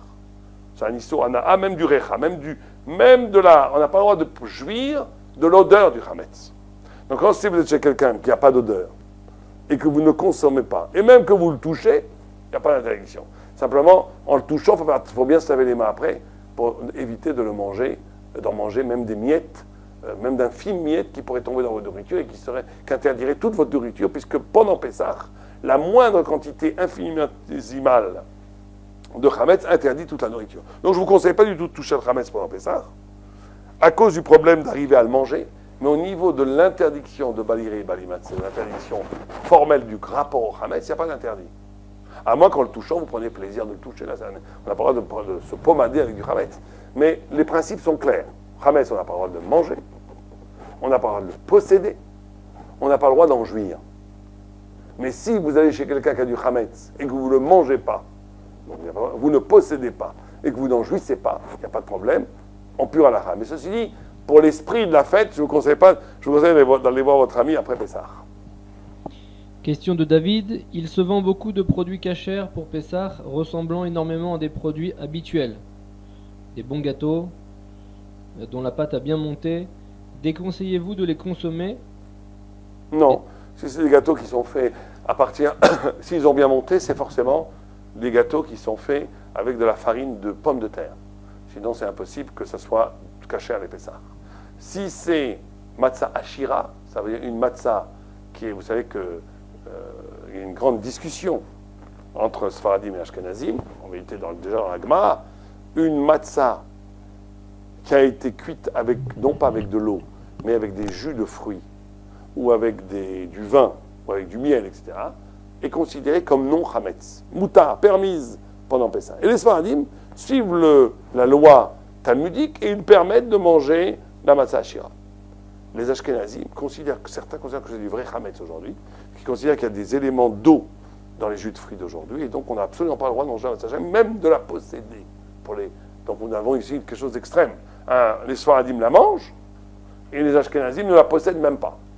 Donc, si vous êtes à Sfarad, tout gâteau qui est caché à l'épaisseur avec un bon hercher, et normalement il n'y a aucun problème, il est caché, il a été fait ou bien avec la farine de pommes de terre, ou bien c'est de la matzah ashira qui est moutard pour un sfaradi. Si vous êtes ashkénaze, vous n'avez pas le droit de manger la matzah ashira. Tout ce qui est fait à partir du blé et de farine de blé, à part la matzah, on l'interdit pour un ashkénaze. Et si c'est un gâteau qui est fait à partir de la farine de pommes de terre, il n'y a aucune interdiction de le manger, même si ça ressemble effectivement des fois étrangement à un gâteau trametz. Question de Noémie, j'ai beaucoup de congelés que j'ai achetés avant Pessah, mais qui sont cachés les Pessah, sachets complètement fermés, boîte de thon en conserve, donc fermée. Puis je les utilisais pour Pessah. Aucun problème. S'ils sont fermés, protégés, qu'ils sont cachés à l'épaisseur, ou bien que vous savez qu'il n'y a pas de tramès dedans, et qu'ils ont été... Ce que vous faites pour être sûr, avant Pessah, vous les lavez un petit peu, pour être sûr qu'ils n'ont pas peut-être été mis en contact avec quelque chose qui était du Hametz, mais c'est le fait que vous le possédiez avant Pessah, et qu'il était même dans le congélateur, sans faire attention avant Pessah, ne le disqualifie pas pour Pessah. Vous devez juste les laver un petit peu dans l'eau froide, pour être sûr qu'ils n'ont pas... En cas où ils auraient touché du Hametz, on ne sait jamais. Mais bien entendu, tout ce qui est dedans, les boîtes de conserve dedans et tout est caché à 100% pendant Pessah. Question de Paul. Peut-on enfin savoir comment s'accouder lors du Seder? Je ne vais pas vous faire une démonstration physique, mais vous accouder, c'est de se mettre sur la gauche. Alors le mieux, c'est de se mettre vraiment bien comme ça, voyez, avec un coussin. Mais même si vous accoudez comme ça suffit. Il faut être juste accoudé sur la gauche. Alors, pour l'accouder, il faut boire les 4 verres accoudés. Il faut manger la matzah accoudée. Il faut manger le sandwich de Hillel accoudé. Il ne faut pas manger le maror accoudé. Le karpas, on peut le manger accoudé ou pas accoudé, chacun selon ce qu'il veut. Tout le repas, c'est mieux de manger accoudé, mais on n'est pas obligé. Et le berk Amazon, on n'a pas le droit de le faire accoudé. Est-ce que quelqu'un peut me répéter tout ce que je viens de dire? On reprend. Donc, les 4 verres de vin accoudés. Et si vous avez oublié de le faire accouder, pour les Sfaradim, en tous les cas, il faut revenir et reboire. Pour les Ashkenazim, on va dire aussi, ceci dit, si c'est très difficile pour eux, yesh al malismor de ne pas revenir. La matzah accoudée, obligé. Une femme qui n'aurait pas mangé accoudé, qui serait très difficile pour elle de remanger accoudé, là aussi, on peut admettre qu'elle ne remange pas de la matzah, mais les khatrila, on doit manger les matzahs accoudés. Le korer, le sandwich, accoudé. Le maror, pas accoudé. Le karpas, on fait ce qu'on veut, accoudé, pas accoudé. Tout le repas, vaut mieux le faire accoudé. Le berk tamazon, c'est interdit de le faire accoudé. Question de David 26. Comment les enfants pourraient poser les questions contenues dans Manishtana en sachant que le Seder n'a même pas encore commencé? Matzah, maror. Alors, c'est très important de susciter la question. Mais ça, c'est vrai qu'aujourd'hui, on a un grand problème. Parce qu'il faut susciter la question. Aujourd'hui, tous les enfants savent déjà ce qu'on va faire. Et donc, ils ne vont pas s'étonner. Donc, c'est bien de faire des petites choses qui étonnent. Par exemple, de dire, allez, après, dès qu'on a fait le karpas, enlevez-la. Ils vont dire, mais on n'a pas fini. Ça, c'est formidable si on peut le faire. Donc, effectivement, aujourd'hui, on est dans la récitation du texte. Puisque la question n'est pas une vraie question. Il faut essayer, dans la Haggadah, de susciter des vraies questions. Aux enfants, mais pas qu'aux enfants, entre nous aussi, pour être vraiment yotsé. C'est vrai que le fait qu'on récite la Haggadah aujourd'hui a enlevé peut-être un petit peu la notion de vrai questionnement. Donc c'est un problème, je suis d'accord avec vous. Il faut essayer, chacun avec son intelligence, sa malice, d'essayer de susciter des vraies questions chez les enfants pendant le soir du Seder. Question de Rmo. Quel est le din de l'agneau? Peut-on en manger pendant Pessah? Grillé, bouilli? Alors, très bonne question. L'agneau, on peut en manger. Grillé, absolument interdit. Enfin, ça dépend des minagis, mais aujourd'hui, tout est interdit. On n'a pas le droit de manger, pas simplement de l'agneau grillé. Le soir de Pessah, on n'a pas le droit de manger toute viande grillée. Et même tout poulet grillé, on n'a pas le droit de le manger. On ne mange pas grillé le soir de Pessah. Absolument interdit. On peut manger, par contre, grillé le lendemain matin de Yom Tov, mais pas le soir de Pessah. On ne mange rien grillé, surtout de l'agneau grillé, c'est absolument interdit. Il y avait un minag, taout, shtout, qu'il faut absolument dénoncer, où des gens mangeaient de l'agneau grillé en souvenir du Korban Pessah. C'est interdit et c'est même assourd dans la mesure où ça peut rappeler ce qu'on appelle Korban Chutz, c'est-à-dire de manger du zebach, des korbanot en dehors de Jérusalem, quand les shlamim se mangeaient à l'intérieur des remparts de Jérusalem. et la shrita devait être que le Beth Amikdash. Et donc c'est absolument interdit, et on ne doit pas manger d'agneau grillé le soir de Pessah. Par contre, on peut manger de l'agneau bouilli. Il n'y a aucune interdiction de manger de l'agneau bouilli le soir de Pessah. Le zroa, la côte, enfin le pied, même de poulet qui est grillé, qui est sur le... On ne le mange pas le soir du Pessah, on le mange le lendemain matin. Maintenant, c'est tellement important qu'il ne faut pas dire, par exemple, j'achète de la viande pour Pessah. Quand vous allez acheter votre viande, ne dites pas je vais aller acheter la viande pour Pessah. C'est interdit de le dire. Il faut dire je vais acheter la viande pour la fête. Et même le poulet, on ne dit pas je ne vais pas acheter de la viande pour le Pessah. Et même le poisson, selon certains, on ne dit pas je vais acheter du poisson pour Pessah. Donc c'est très important, de tout ce qui est animal, de ne pas dire que c'est pour Pessah. Parce que ça peut être considéré comme un korban, comme un sacrifice, en dehors du temple, ce qui est un très très grave péché. Donc, non seulement on ne désigne pas la viande pour Pessah, et on ne mange pas de la viande grillée le soir de Pessah. Et quand on dit matzah, on monte la matzah. Quand on dit maror, on monte le maror. Quand on dit Pessah, on ne montre pas et on ne soulève pas la zroa, la cuisse de poulet ou la côte d'agneau. On ne le soulève pas, on le regarde. C'est tout, on le regarde. Pessah, on peut le regarder. Mais on ne le montre pas et surtout on ne le soulève pas. Question de Yitzhak. Bonsoir Rav, je pars en vacances. Dois-je vendre tout l'appartement? Alors, si vous partez en vacances maintenant, si vous étiez parti en vacances un mois avant Pessah, c'est-à-dire à partir de Purim, vous n'étiez pas tour de la bdika. Vous n'êtes pas obligé de faire une bdika chez vous. Mais vous n'avez pas le droit de posséder du hametz. Donc vous devez faire la vente ou le bitoul, on va voir. Mais puisque maintenant on est après Pessah, après Purim, pardon, et donc vous êtes maintenant à 4 jours de Purim, de Pessah, vous n'avez absolument pas le droit d'abandonner votre appartement comme ça, avec tout le hametz. Vous devez faire l'abdika.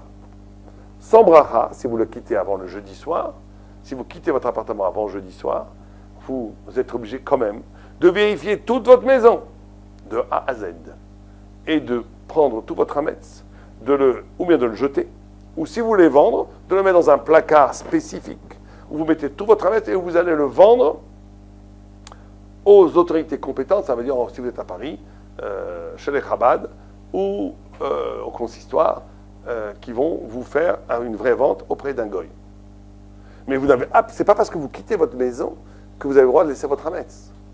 Comme je l'ai déjà dit, il y a deux interdictions tout à fait différentes. Il y a l'interdiction de manger du hametz et il y a l'interdiction de posséder du hametz. Donc même si j'ai une maison de campagne où je mets jamais les pieds, où j'y vais une fois par an à Soukot, et que j'ai du hametz dedans, il faut vendre le hametz, sinon, ou au moins faire bitoul, sinon c'est interdit. Vous avez transgressé une interdiction de la Torah de posséder du hametz pendant Pessah. Absolument interdit. Donc, encore une fois, faisons de l'ordre. Si on quitte l'appartement un mois avant, on n'est pas obligé de faire la bdika, c'est-à-dire de chercher le hametz. Mais on est obligé de se débarrasser de son hametz. Comment on peut s'en débarrasser? Ou en le vendant, ou en faisant bitoul, c'est-à-dire en annulant le hametz. La différence, ça va être quoi? C'est que si vous le vendez vraiment selon les lois, je parle, en le mettant dans un endroit bien spécifique, vous pourrez profiter de ce hametz après Pessah. Mais si vous faites bitoul et vous ne le vendez pas, il faudra jeter tout le hametz. Vous ne pouvez pas le manger après Pessah, même si vous avez fait bitoul. Et même si vous n'étiez pas dans votre maison pendant Pessah. Donc si vous voulez profiter du hametz après Pessah, il faut le vendre.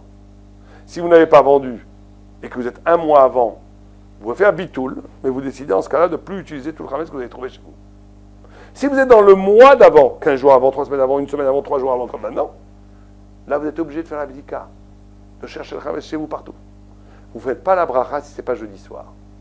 On ne fait pas la bracha, mais on cherche le hametz. Tout le hametz qu'on a trouvé, ou on le détruit, ou on le jette, ou on le met dans un placard et on le vend conformément aux halachot de Mechirat Hametz. Donc ce n'est pas parce que vous quittez votre appartement que vous avez le droit de laisser votre appartement avec tout le hametz dedans. C'est absolument interdit. Question de Tamara. Bonsoir Rav, est-ce que j'ai le droit de mettre le hametz dans un placard fermé et le manger après Pessah? Je viens de répondre à cette question. Si vous le vendez, oui. Si vous le faites si vous le vendez pas, bien sûr que non. Vous devez le jeter. Et le bitou ne suffit pas. Vous devez faire bdika et le jeter. Et le bitoul, ce n'est que pour le chametz que vous ne voyez pas. Mais vous ne pouvez pas, al-smar bitoul, garder du chametz chez vous. C'est absolument interdit. Il faut le vendre. Si vous le vendez conformément à la halakha, vous avez le droit d'en profiter après ça. Si vous ne le vendez pas, même si vous avez fait bitoul, le bitoul vous permet de ne pas enfreindre de la Torah le lave de Baligré et Balimat, c'est vrai, mais il fait que tout le chametz sera interdit après Pessah. Donc si vous voulez mettre votre chametz dans un placard pour le consommer après Pessah, il faut le vendre, c'est la seule solution. Vendre conformément à la race qui est compliquée, c'est-à-dire en envoyant un envoyé ou des Chabad ou du consistoire si vous êtes en France, et si vous êtes en Israël, tous les Badatzim ou la Rabbanout le font très bien. Vous pouvez à ce moment-là déléguer un envoyé qui vous vend votre chametz. On rappelle qu'il est possible de vendre son chametz en ligne directement sur le site torabox.com/chametz en partenariat avec le Bet Din d'Elad. Question de David. A-t-on le droit de manger de la matzah après la ficomane, après le seder? Non. On a le droit, après la ficomane, on a le droit de manger rien du tout. Ni de la matzah, ni des gâteaux, rien du tout. La seule chose qu'on a le droit, c'est de l'eau.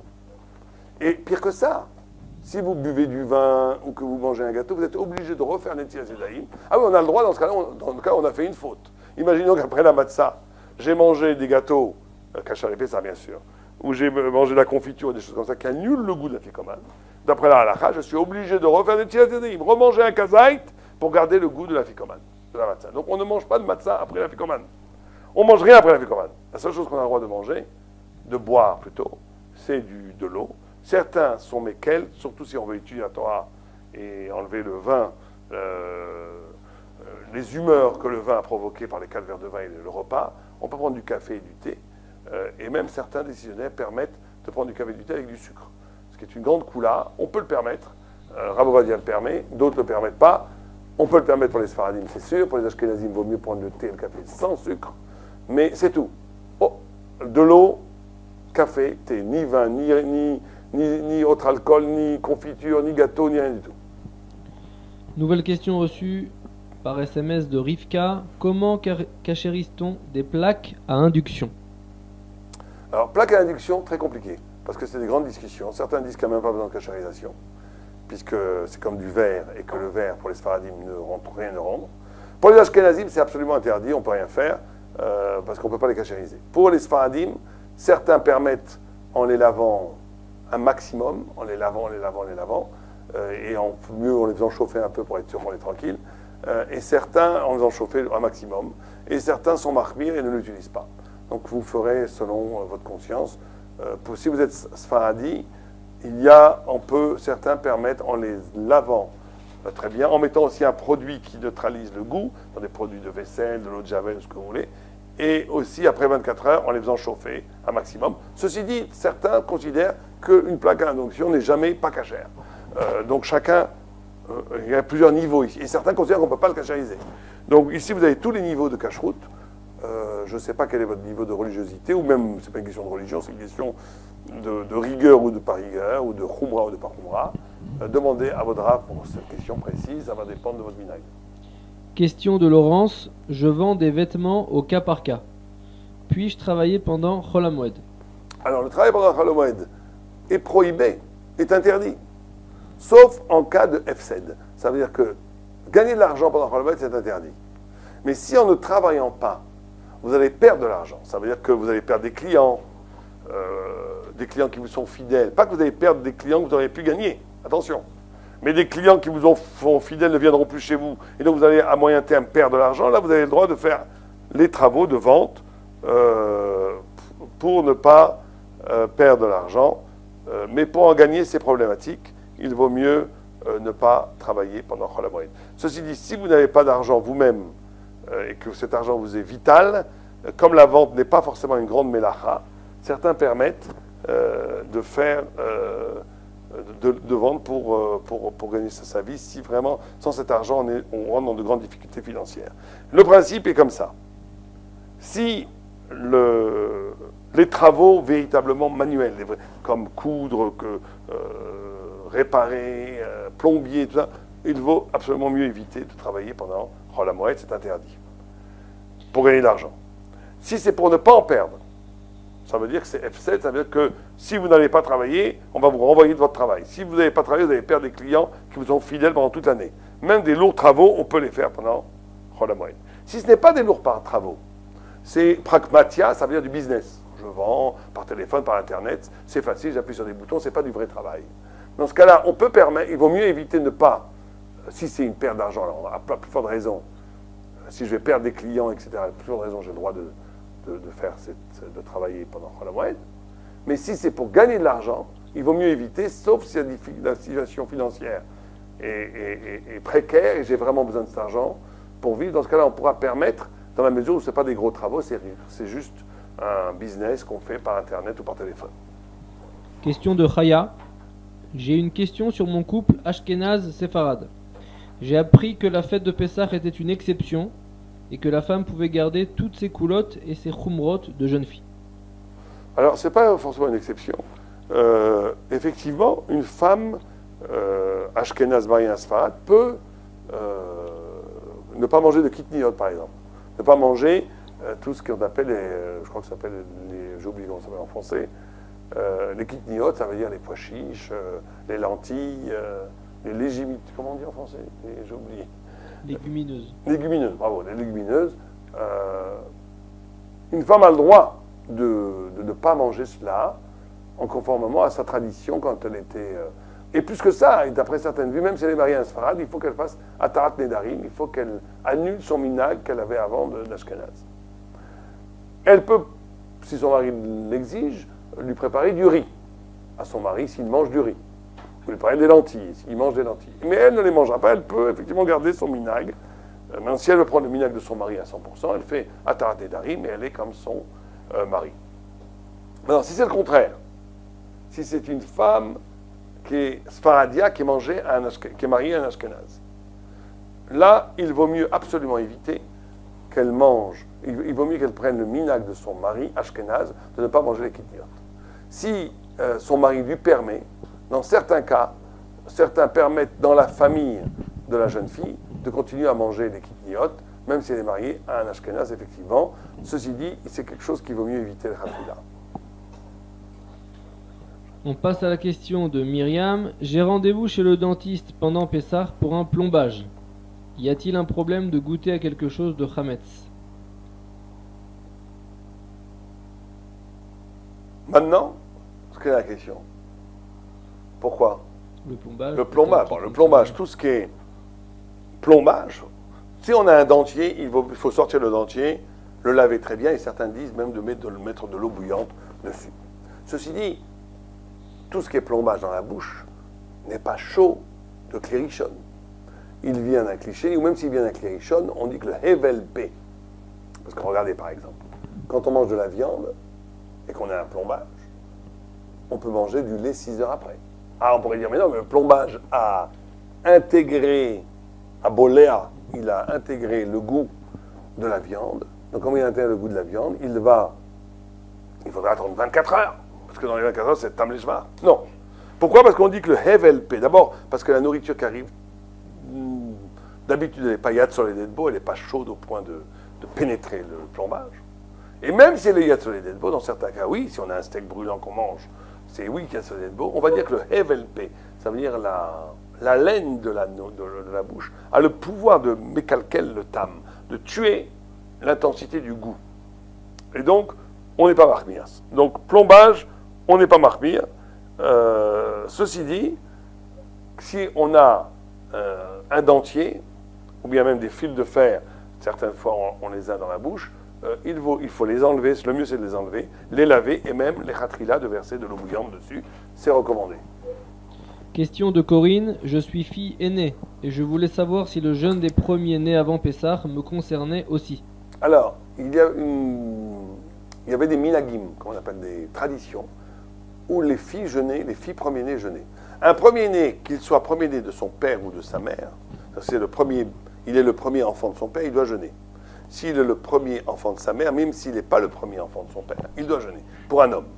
Pour les filles, quand elles étaient premiers-nés, il y a une discussion, surtout dans les minagim. Certaines filles faisaient le jeûne de premier-né, certains ne le faisaient pas. Aujourd'hui, la tradition, plus ou moins, est aussi bien Ashkenaz que Sfarad, les filles premier-nées ne font pas le jeûne. Elles ne sont absolument pas obligées de le faire. Ceci dit, certaines femmes machmira, rigoureuses, ou peut-être qu'on le minag, ou le font, ou vont écouter un sioum.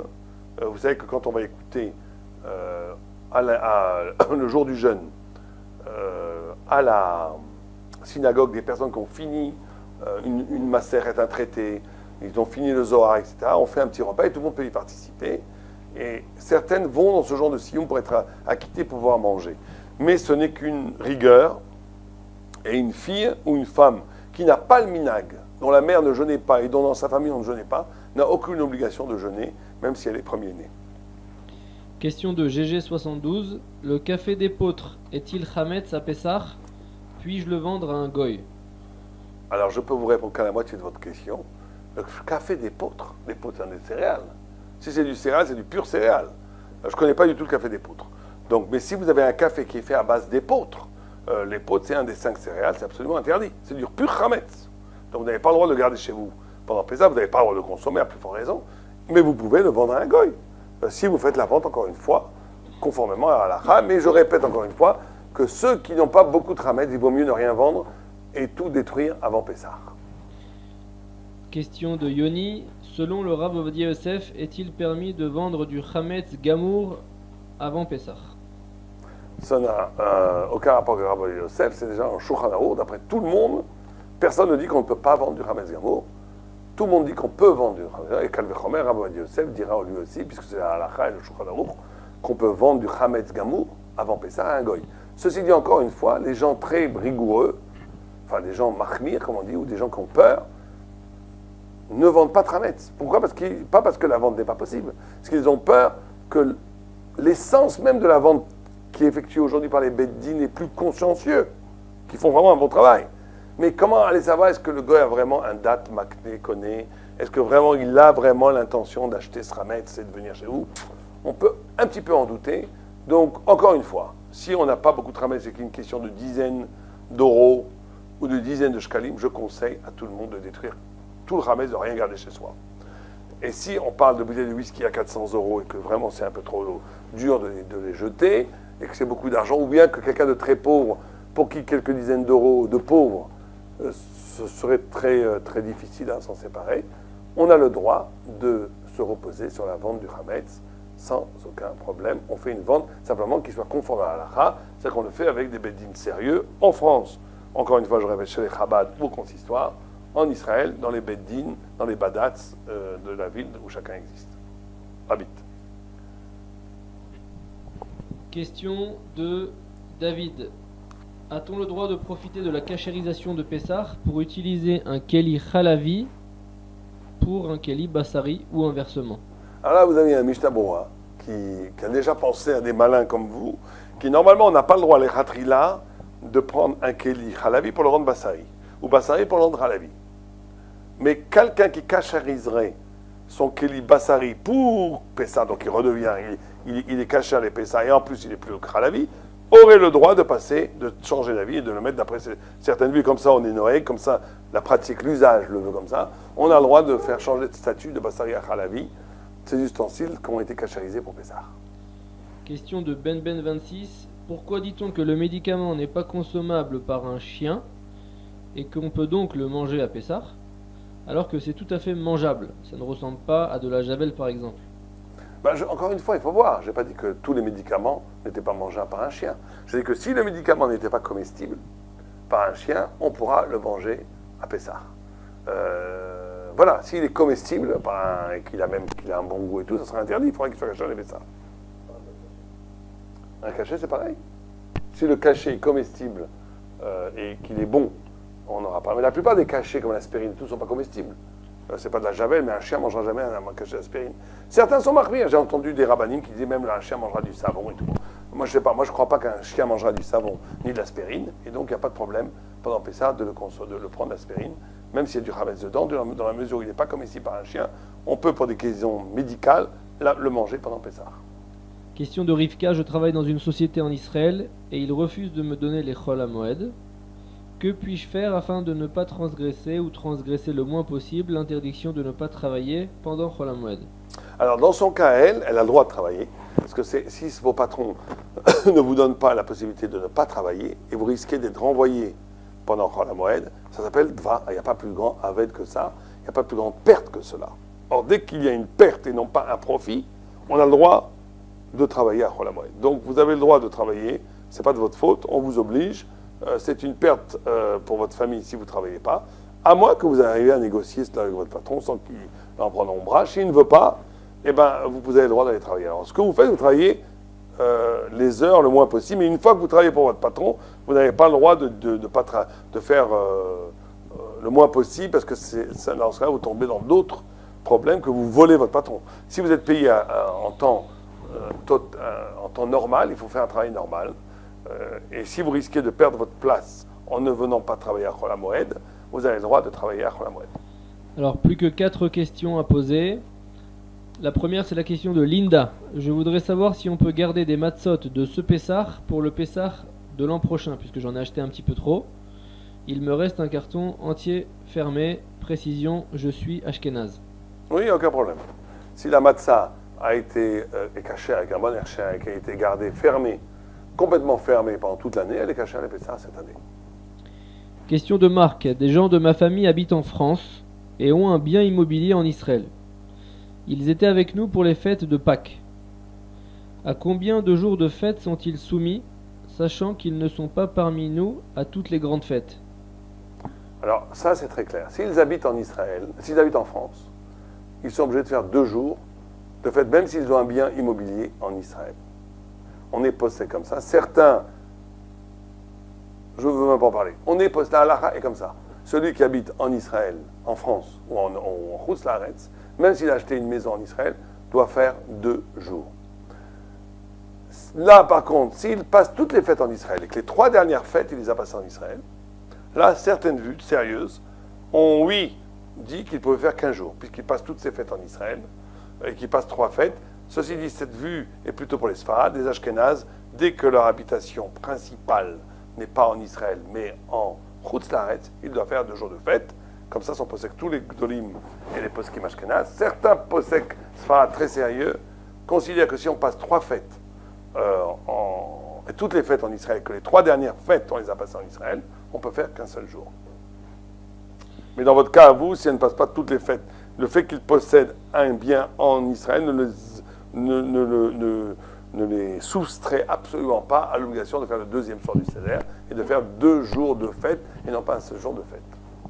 Question de Abraham, Shalom Rav. J'ai un problème avec la vente du Hametz. Il est écrit dans le contrat, entre guillemets, afin de me déposséder de tout droit de propriété de tout le vin qui se trouve dans mon appartement et dans ma cave et dans ma chambre appartenant à un immeuble situé à tel lieu.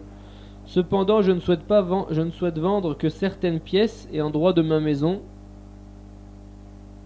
et pas tout. Non, là, il y a une erreur. On ne vend pas la maison. On vend le Hametz.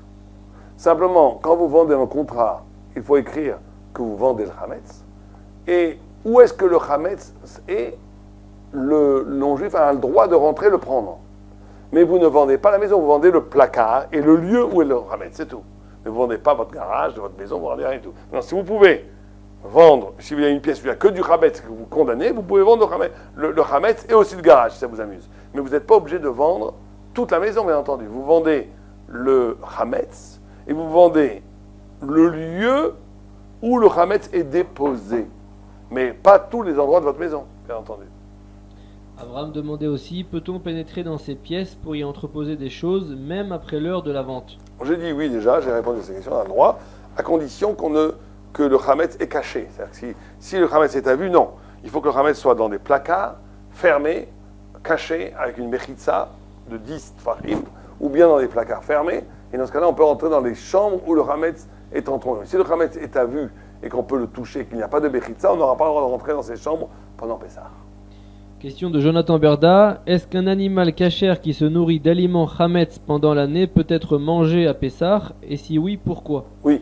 Un animal qui mangerait du Hametz, même pendant Pessah, est comestible pour un juif, même s'il a grossi grâce au Hametz. Parce que vous n'êtes pas né, il n'y a pas de plaisir du Hametz directement. Vous êtes né de l'animal qui lui-même a grandi grâce au Hametz. Il n'y a pas de gramma dans l'histoire Hametz, ça n'existe pas. Ceci dit, certains s'abstiennent pendant Pessah de manger du poulet, parce qu'ils ont peur qu'en le cuisant, on trouve dans l'estomac une graine de blé qui rendrait interdit tout le poulet. Alors ça va dépendre, si cette graine de blé est bokeh, ça veut dire qu'elle est fendue, elle interdit tout le poulet, elle interdit tout, jusqu'à même s'il y a 1000 litres, parce que c'est du Hametz. Et sinon, il faut enlever si le grain de blé est fermé, il n'a pas encore fermenté, il faut enlever le grain de blé, ce qui l'entoure, et le reste, les Ashkénazes ne le mangent pas, les Sfarades le mangent. Mais en tous les cas, une bête qui a mangé du Hametz est cachée à l'Épessah. Eh bien voilà, ce live est terminé. Merci à tous les auditeurs, merci au Rav Raphaël Sadine à qui on donne la parole pour la parole de fin. Après toutes ces halachot, il y a certaines halachot que je voudrais, avant de faire un petit préciser, qui me paraissent très importantes. Tout d'abord, il est très important, je pensais qu'on poserait les questions, que très important, quand on fait Bdikat Hametz, de ne pas parler entre la bracha et la bdika, entre la bénédiction et la bdika, pour qu'il n'y ait pas de hefsek. Si on a parlé, on est obligé de refaire la bénédiction. Si, quand on a commencé la bénédiction, on a fait la bénédiction, on a commencé la bdika, on a parlé d'une chose qui n'a aucun rapport avec la bdika, ce n'est pas bien, mais bidi eved, on ne refait pas la bénédiction. Une personne qui fait la bracha peut, à partir de cette bracha, faire une bdika dans plusieurs maisons. Et le fait qu'il sorte dehors n'est pas forcément un hefsek. En tous les cas, pour les Sfaradim, il peut faire qu'une seule bracha et après aller chercher le Hametz dans plusieurs maisons dans la ville, même s'il se passe plusieurs minutes et même plus 1 heure ou 2 entre sa première maison et sa deuxième maison. Il n'y a pas de problème pour ça. Un Ashkénaze considère qu'à première vue, dès qu'il y a un espace de plus de 22 amas, ça veut dire 11 mètres à peu près, il faut qu'il refasse la bracha dans chaque maison, c'est pareil. Alors, quand vous envoyez un envoyé faire l'abdika, pour vous, si vous avez vous aussi participé à l'abdika, vous faites la bracha, l'envoyé vous écoute, il est acquitté avec votre bracha, il va faire l'abdika. Mais si il fait tout, lui, c'est lui qui fera la bracha et pas vous. C'est celui qui est l'envoyé et pas le propriétaire qui fera la bracha. Maintenant, il est très important, d'après la Kabbalah, de mettre 10 morceaux de pain qui sont chacun moins d'un kazait, moins de 18 grammes pour être tranquille, chacun, et de les chercher pendant la Védika. Après, quand la Védika, on fait le bitoul. Là aussi, le bitoul doit être fait par le balabait. S'il ne peut pas être fait par le balabait, l'envoyé peut aussi faire le bitoul, la formule qu'on dit, pour annuler tout le Hametz mentalement. On refera le bitoul le lendemain matin, en brûlant le Hametz. Brûler le Hametz n'est pas une obligation. On peut se débarrasser du Hametz en le jetant à la mer, en le jetant dans les toilettes, même en le jetant dans les poubelles. Mais le minag aujourd'hui est de brûler le Hametz le matin avant la 5e heure. Donc ça, il faut donc se débarrasser de tout le Hametz. La veille de Pessah, on ne mange pas de galettes. Toute la journée, on ne mange pas de galettes. Pour cette interdiction d'après la halacha, le minag, c'est de ne pas en manger depuis Rosh Chodesh. Certains ne mangent pas depuis Purim. Mais d'après la halacha, toute la veille, la journée, on ne mange pas de matzah. Pour garder le plaisir du goût nouveau le soir de la matzah. On ne mange pas, pour les Ashkenazim, de la matzah ashira, mais un Sfaradi pour avancer de la matzah ashira. Maintenant, quelques recommandations très importantes de soir du Seder. Quand vous avez, le verre doit être au moins grand comme un révi'it. Révi'it, il y a 3 volumes. Certains disent, et les Sfaradim, et beaucoup d'Ashkenazim font comme ça, 8,6 centilitres, 86 millilitres. Gamatria, Kos, Chav, Vav, Samer. 86 millilitres, 8,6 centilitres. Ça, c'est la base. Moins que ça, on n'a pas fait la mitzvah des Arba Kosot et du Kiddush. Certains disent 13,7, 137 millilitres. Et le Chazonich dit 150. Ceux qui peuvent, je conseille de prendre 150, 15 centilitres. Maintenant, ces verres doivent contenir au moins 86 millilitres. Et il faut boire, les 4 verres de vin, le Kiddush et aussi les 3 autres, penchés sur la gauche, on est obligé d'en boire tous les khatrila, tout le verre, pas le rov, tout. Et bidi aval, a posteriori, la majorité du verre. Mais il vaut mieux les khatrila boire tout le verre. En 1 fois ou en 2 fois. Pas en 3-4 fois. Si on boit en 3-4 mois, on n'a pas fait la mitzvah. Bien qu'il y ait une vue qui pense qu'on est acquitté en le sirotant, c'est une vue iride qui n'est pas forcément à l'halakha. D'après l'halakha, il ne faut pas derer shtia, ça veut dire en 2 fois. Si on a bu en plus de 2 fois, en moins de 4 minutes, selon certaines vues, on est acquitté, donc on n'a pas l'obligation de reboire le verre. Mais on n'a pas vraiment fait la mitzvah comme il faut. Donc il faut coucher tout le verre en moins de 3 fois, c'est-à-dire en 2 fois. Une fois, le mieux c'est en 1 fois ou en 2 fois, c'est tout. Et tout le verre. Bidiavad, a posteriori, le rov, la majorité du verre. Et le verre doit contenir minimum 86 millilitres. Et si on veut être rigoureux, 150 millilitres, 15 centilitres. Quand on mange la matzah, de la même façon, c'est une des rares mitzvahs où il y a une mitzvah de la Torah de manger la matzah, de manger la nourriture. Donc, on doit se pencher et on doit manger un kazait, c'est-à-dire 28 grammes, et on doit les manger, au moins 28 grammes, et on doit les manger accoudés sur la gauche en moins de Kedé Achilat Pras. Qu'est-ce qu'on appelle Kedé Achilat Pras? C'est un temps de manger 3 œufs ou 4 œufs, selon les vues. Ce temps-là, c'est une discussion comme toute chose chez les poskim, combien c'est? Certains disent 2 minutes, certains disent 4 minutes, certains disent 6 minutes, certains disent 7 minutes et demie, et certains disent 9 minutes. Pour un homme très rigoureux qui essaie de manger en moins de 2 minutes. La halakha basique, c'est 4 minutes. Pour quelqu'un qui est malade, ou des vieux qui ont du mal à manger, 6 minutes. Celui qui est encore plus malade, 7 minutes et demie, celui qui est vraiment au bord du gouffre, en moins de 9 minutes, il doit manger sa matzah. Ça s'appelle un acte de manger la matzah. Donc en moins de 4 minutes. Maintenant, faut-il manger un kazait ou 2 kazait le soir du Pessah? Alors vous savez que tout le monde mange 2 kazait, mais c'est une erreur. Pourquoi? Parce que pourquoi est-ce qu'on mange 2 kazait? Nous avons, vous savez, les 3 matzot. Vous prenez les 3 matzot, 1, 2, 3, vous faites, on coupe la matzah du milieu, on prend la plus grosse partie qu'on cache pour la fikoman, la petite partie que l'on va manger pour la matzah, on fait amotzi lecheminaretz, on lâche celle du bas qui va tomber, qu'on se servira pour le sandwich, pour le korer d'Hillel, et les 2 matzot qui sont hauts, on doit manger d'après la halakha un kazaï du haut, un kazaï du bas. Une kazaï de celle qui est complète et une kazaï de celle qui est cassée. Pourquoi? Pas quand les gens disent motzi matzah, parce que motzi on peut manger même une miette et dire motzi. C'est parce qu'il y a une discussion chez les sages sur laquelle des matzahs on doit manger un kazaït. Certains disent sur celle qui est totale, certains disent sur celle qui est cassée. Donc pour être yotse, acquitté de toutes les vues, on mange en même temps un kazaït de celle du haut et un kazaït qui est cassé. Mais là, le kazaït, comme c'est une roumoire de manger les deux en même temps, va diminuer. Tout à l'heure, on a dit on va manger 28 grammes, 30 grammes, 29 grammes, disons 30 grammes. Là, on va prendre les 2 kazaïts. Comme on va manger 2 en même temps, on peut prendre 19 grammes et 19 grammes. C'est-à-dire 38 grammes entre les deux. Parce que certains pensent qu'un kazaït, c'est 19 grammes. Donc ça suffit de prendre 19 grammes de la grande, 19 grammes de celle qui est cassée, et on les mange à côté en même temps, les 2 en même temps, en moins de 2 minutes si on peut, en moins de 4 minutes en tous les cas. Mais ceux qui mangent les 2 kazaïs, c'est ceux qui ont les 3 matzot devant eux. Ceux qui prennent de la boîte, ils n'ont pas du tout besoin de manger 2 kazaïs, c'est une erreur halachique. Bien que le Kitsur Shulchan dit 2 kazaïs, la halakha elle est que la halakha de 2 kazaïs, ce n'est que pour celui qui est botsea, que pour celui qui fait la bracha sur les 3. Mais ceux qui prennent de la boîte, ils mangent qu'un kazaït, ils mangent 30 grammes de matzah, ça suffit largement.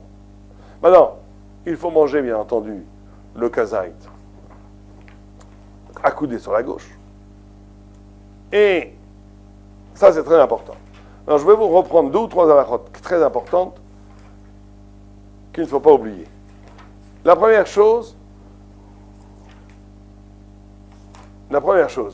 qu'il est absolument interdit, les khatrila en tous les cas, de manger le matzah et même de dire le kiddush avant la sortie des étoiles. Pourquoi? Parce que le Mishnah Berurah nous dit, parce que le kiddush est lié à la matzah, le matzah est lié au Pessah, au korban Pessah. Or, le korban Pessah, on pouvait le manger que la nuit. Donc, il faut attendre la sortie des étoiles pour manger, pour dire le premier kiddush. Et en tous les cas, pour ceux qui ne peuvent pas, ils sont obligés de le faire avant. Bidiyeved et Bidiyeved, ils peuvent faire le kiddush avant. Mais le karpas, il faut attendre la nuit. Mais en tous les cas, il vaut mieux attendre dans tous les cas de figure que la nuit soit tombée, c'est-à-dire 20 minutes après Shkia, le coucher du soleil, pour manger, pour commencer le seder et dire le kiddush. Les machmirim, vont même attendre Rabbeinu Tam. C'est bien d'attendre Rabbeinu Tam pour commencer à faire le Seder. C'est le mieux.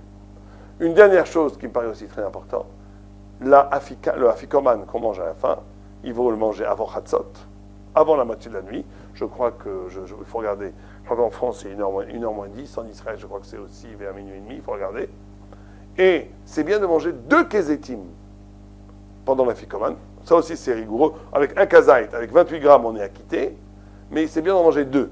Un pour Zecher le Korban Pessah, en souvenir du Korban Pessah, et le deuxième kazait de matzah, pour la matzah qu'on mangeait avec le Korban Pessah. Donc manger 2 kezetim, et les manger avant minuit. L'echatrila de l'echatrila, il vaut mieux finir toute la Haggadah jusqu'au 4e vin avant Chatzot. Mais c'est un peu dur, parce que, bien entendu, il ne faut pas non plus négliger de commenter la Haggadah, de parler, de faire une soirée merveilleuse avec les enfants, avec les invités, qu'il y ait des commentaires. Il faut étudier la Torah, il faut parler, poser des questions, s'interroger pendant le repas. Et ne pas trop manger pendant le repas, parce qu'on doit manger le afikoman avec un petit peu d'appétit. Si on mange et que ça nous dégoûte de manger, on n'a pas fait la mitzvah, ça achilat gassa, on a fait 0, on a fait wallo, on n'a rien fait. Donc c'est important de garder un petit place pour l'afikoman. Pendant le repas, c'est très important d'avoir des discussions de Torah, et certains disent que si on peut, on n'a pas le droit de parler autre chose que de la Torah et de la Haggadah, jusqu'à qu'on mange l'afikoman. Depuis le début du Kiddush jusqu'à la fin.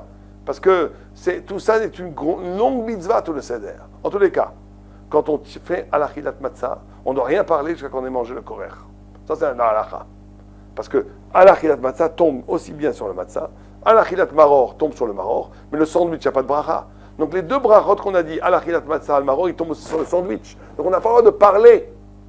Depuis le motzi jusqu'à qu'on a mangé le sandwich d'Hillel, on ne dit rien qui ne soit pas lié précisément à la mitzvah de manger la matzah, le maror. Sinon, c'est un efsek entre les brachot et le sandwich. Donc, on ne parle pas pendant ce moment-là. Une dernière chose qui est très importante, c'est que quand on fait la bracha boré priadama sur le maror, sur le karpas, on doit avoir la kavana qu'on le fait sur le maror aussi. Constatons aussi sur le maror. Quand on dit shechianu au moment du kiddush, on doit avoir la kavana non seulement sur le jour de shechianu, mais aussi sur les mitzvot du jour, matzah, maror, korer, afikoman, sur tout ce qu'on va faire dans la soirée. Les femmes qui disent Shechianu en allumant les bougies, c'est les femmes ashkénazes, les femmes sfarades ne disent pas Shechianu. D'habitude, quand elles disent Shechianu en allumant les bougies, elles ne doivent pas dire Amen au Shechianu qu'on dit au Kiddush, parce qu'elles ont déjà été acquittées. Le soir de Pessah, elles disent Amen au Shechianu que l'on dit dans le Kiddush, même si elles ont dit Shechianu en allumant les bougies. Pourquoi? Parce que ce Shechianu du soir, du Seder dans le Kiddush, il n'est pas que sur le jour, il est aussi sur les mitzvot que l'on va faire, Matzah, Maror, Afikoman, Haggadah, etc. Alors elles peuvent dire Amen, et c'est bien qu'elles disent Amen. On souhaite à tout le monde une merveilleuse fête de Pessah. Pessah, c'est la fête de la fraternité, c'est la fête de la grandeur du peuple juif, c'est la naissance du peuple d'Israël, c'est la liberté, et c'est l'élection du peuple d'Israël qui était arraché de la matière, qui était arraché de la matrice égyptienne pour être envoyé dans le grand périple de toute l'histoire de l'humanité pour apporter la vérité et la lumière de Dieu sur terre, que ce soit une bénédiction pour nous. Amen, Kenya Hassan, que Bezrat Hashem, le Mashiach, Yavo, Tzidkenu Yavo, Bimera, bienvenue, Amen, Kenya Hassan.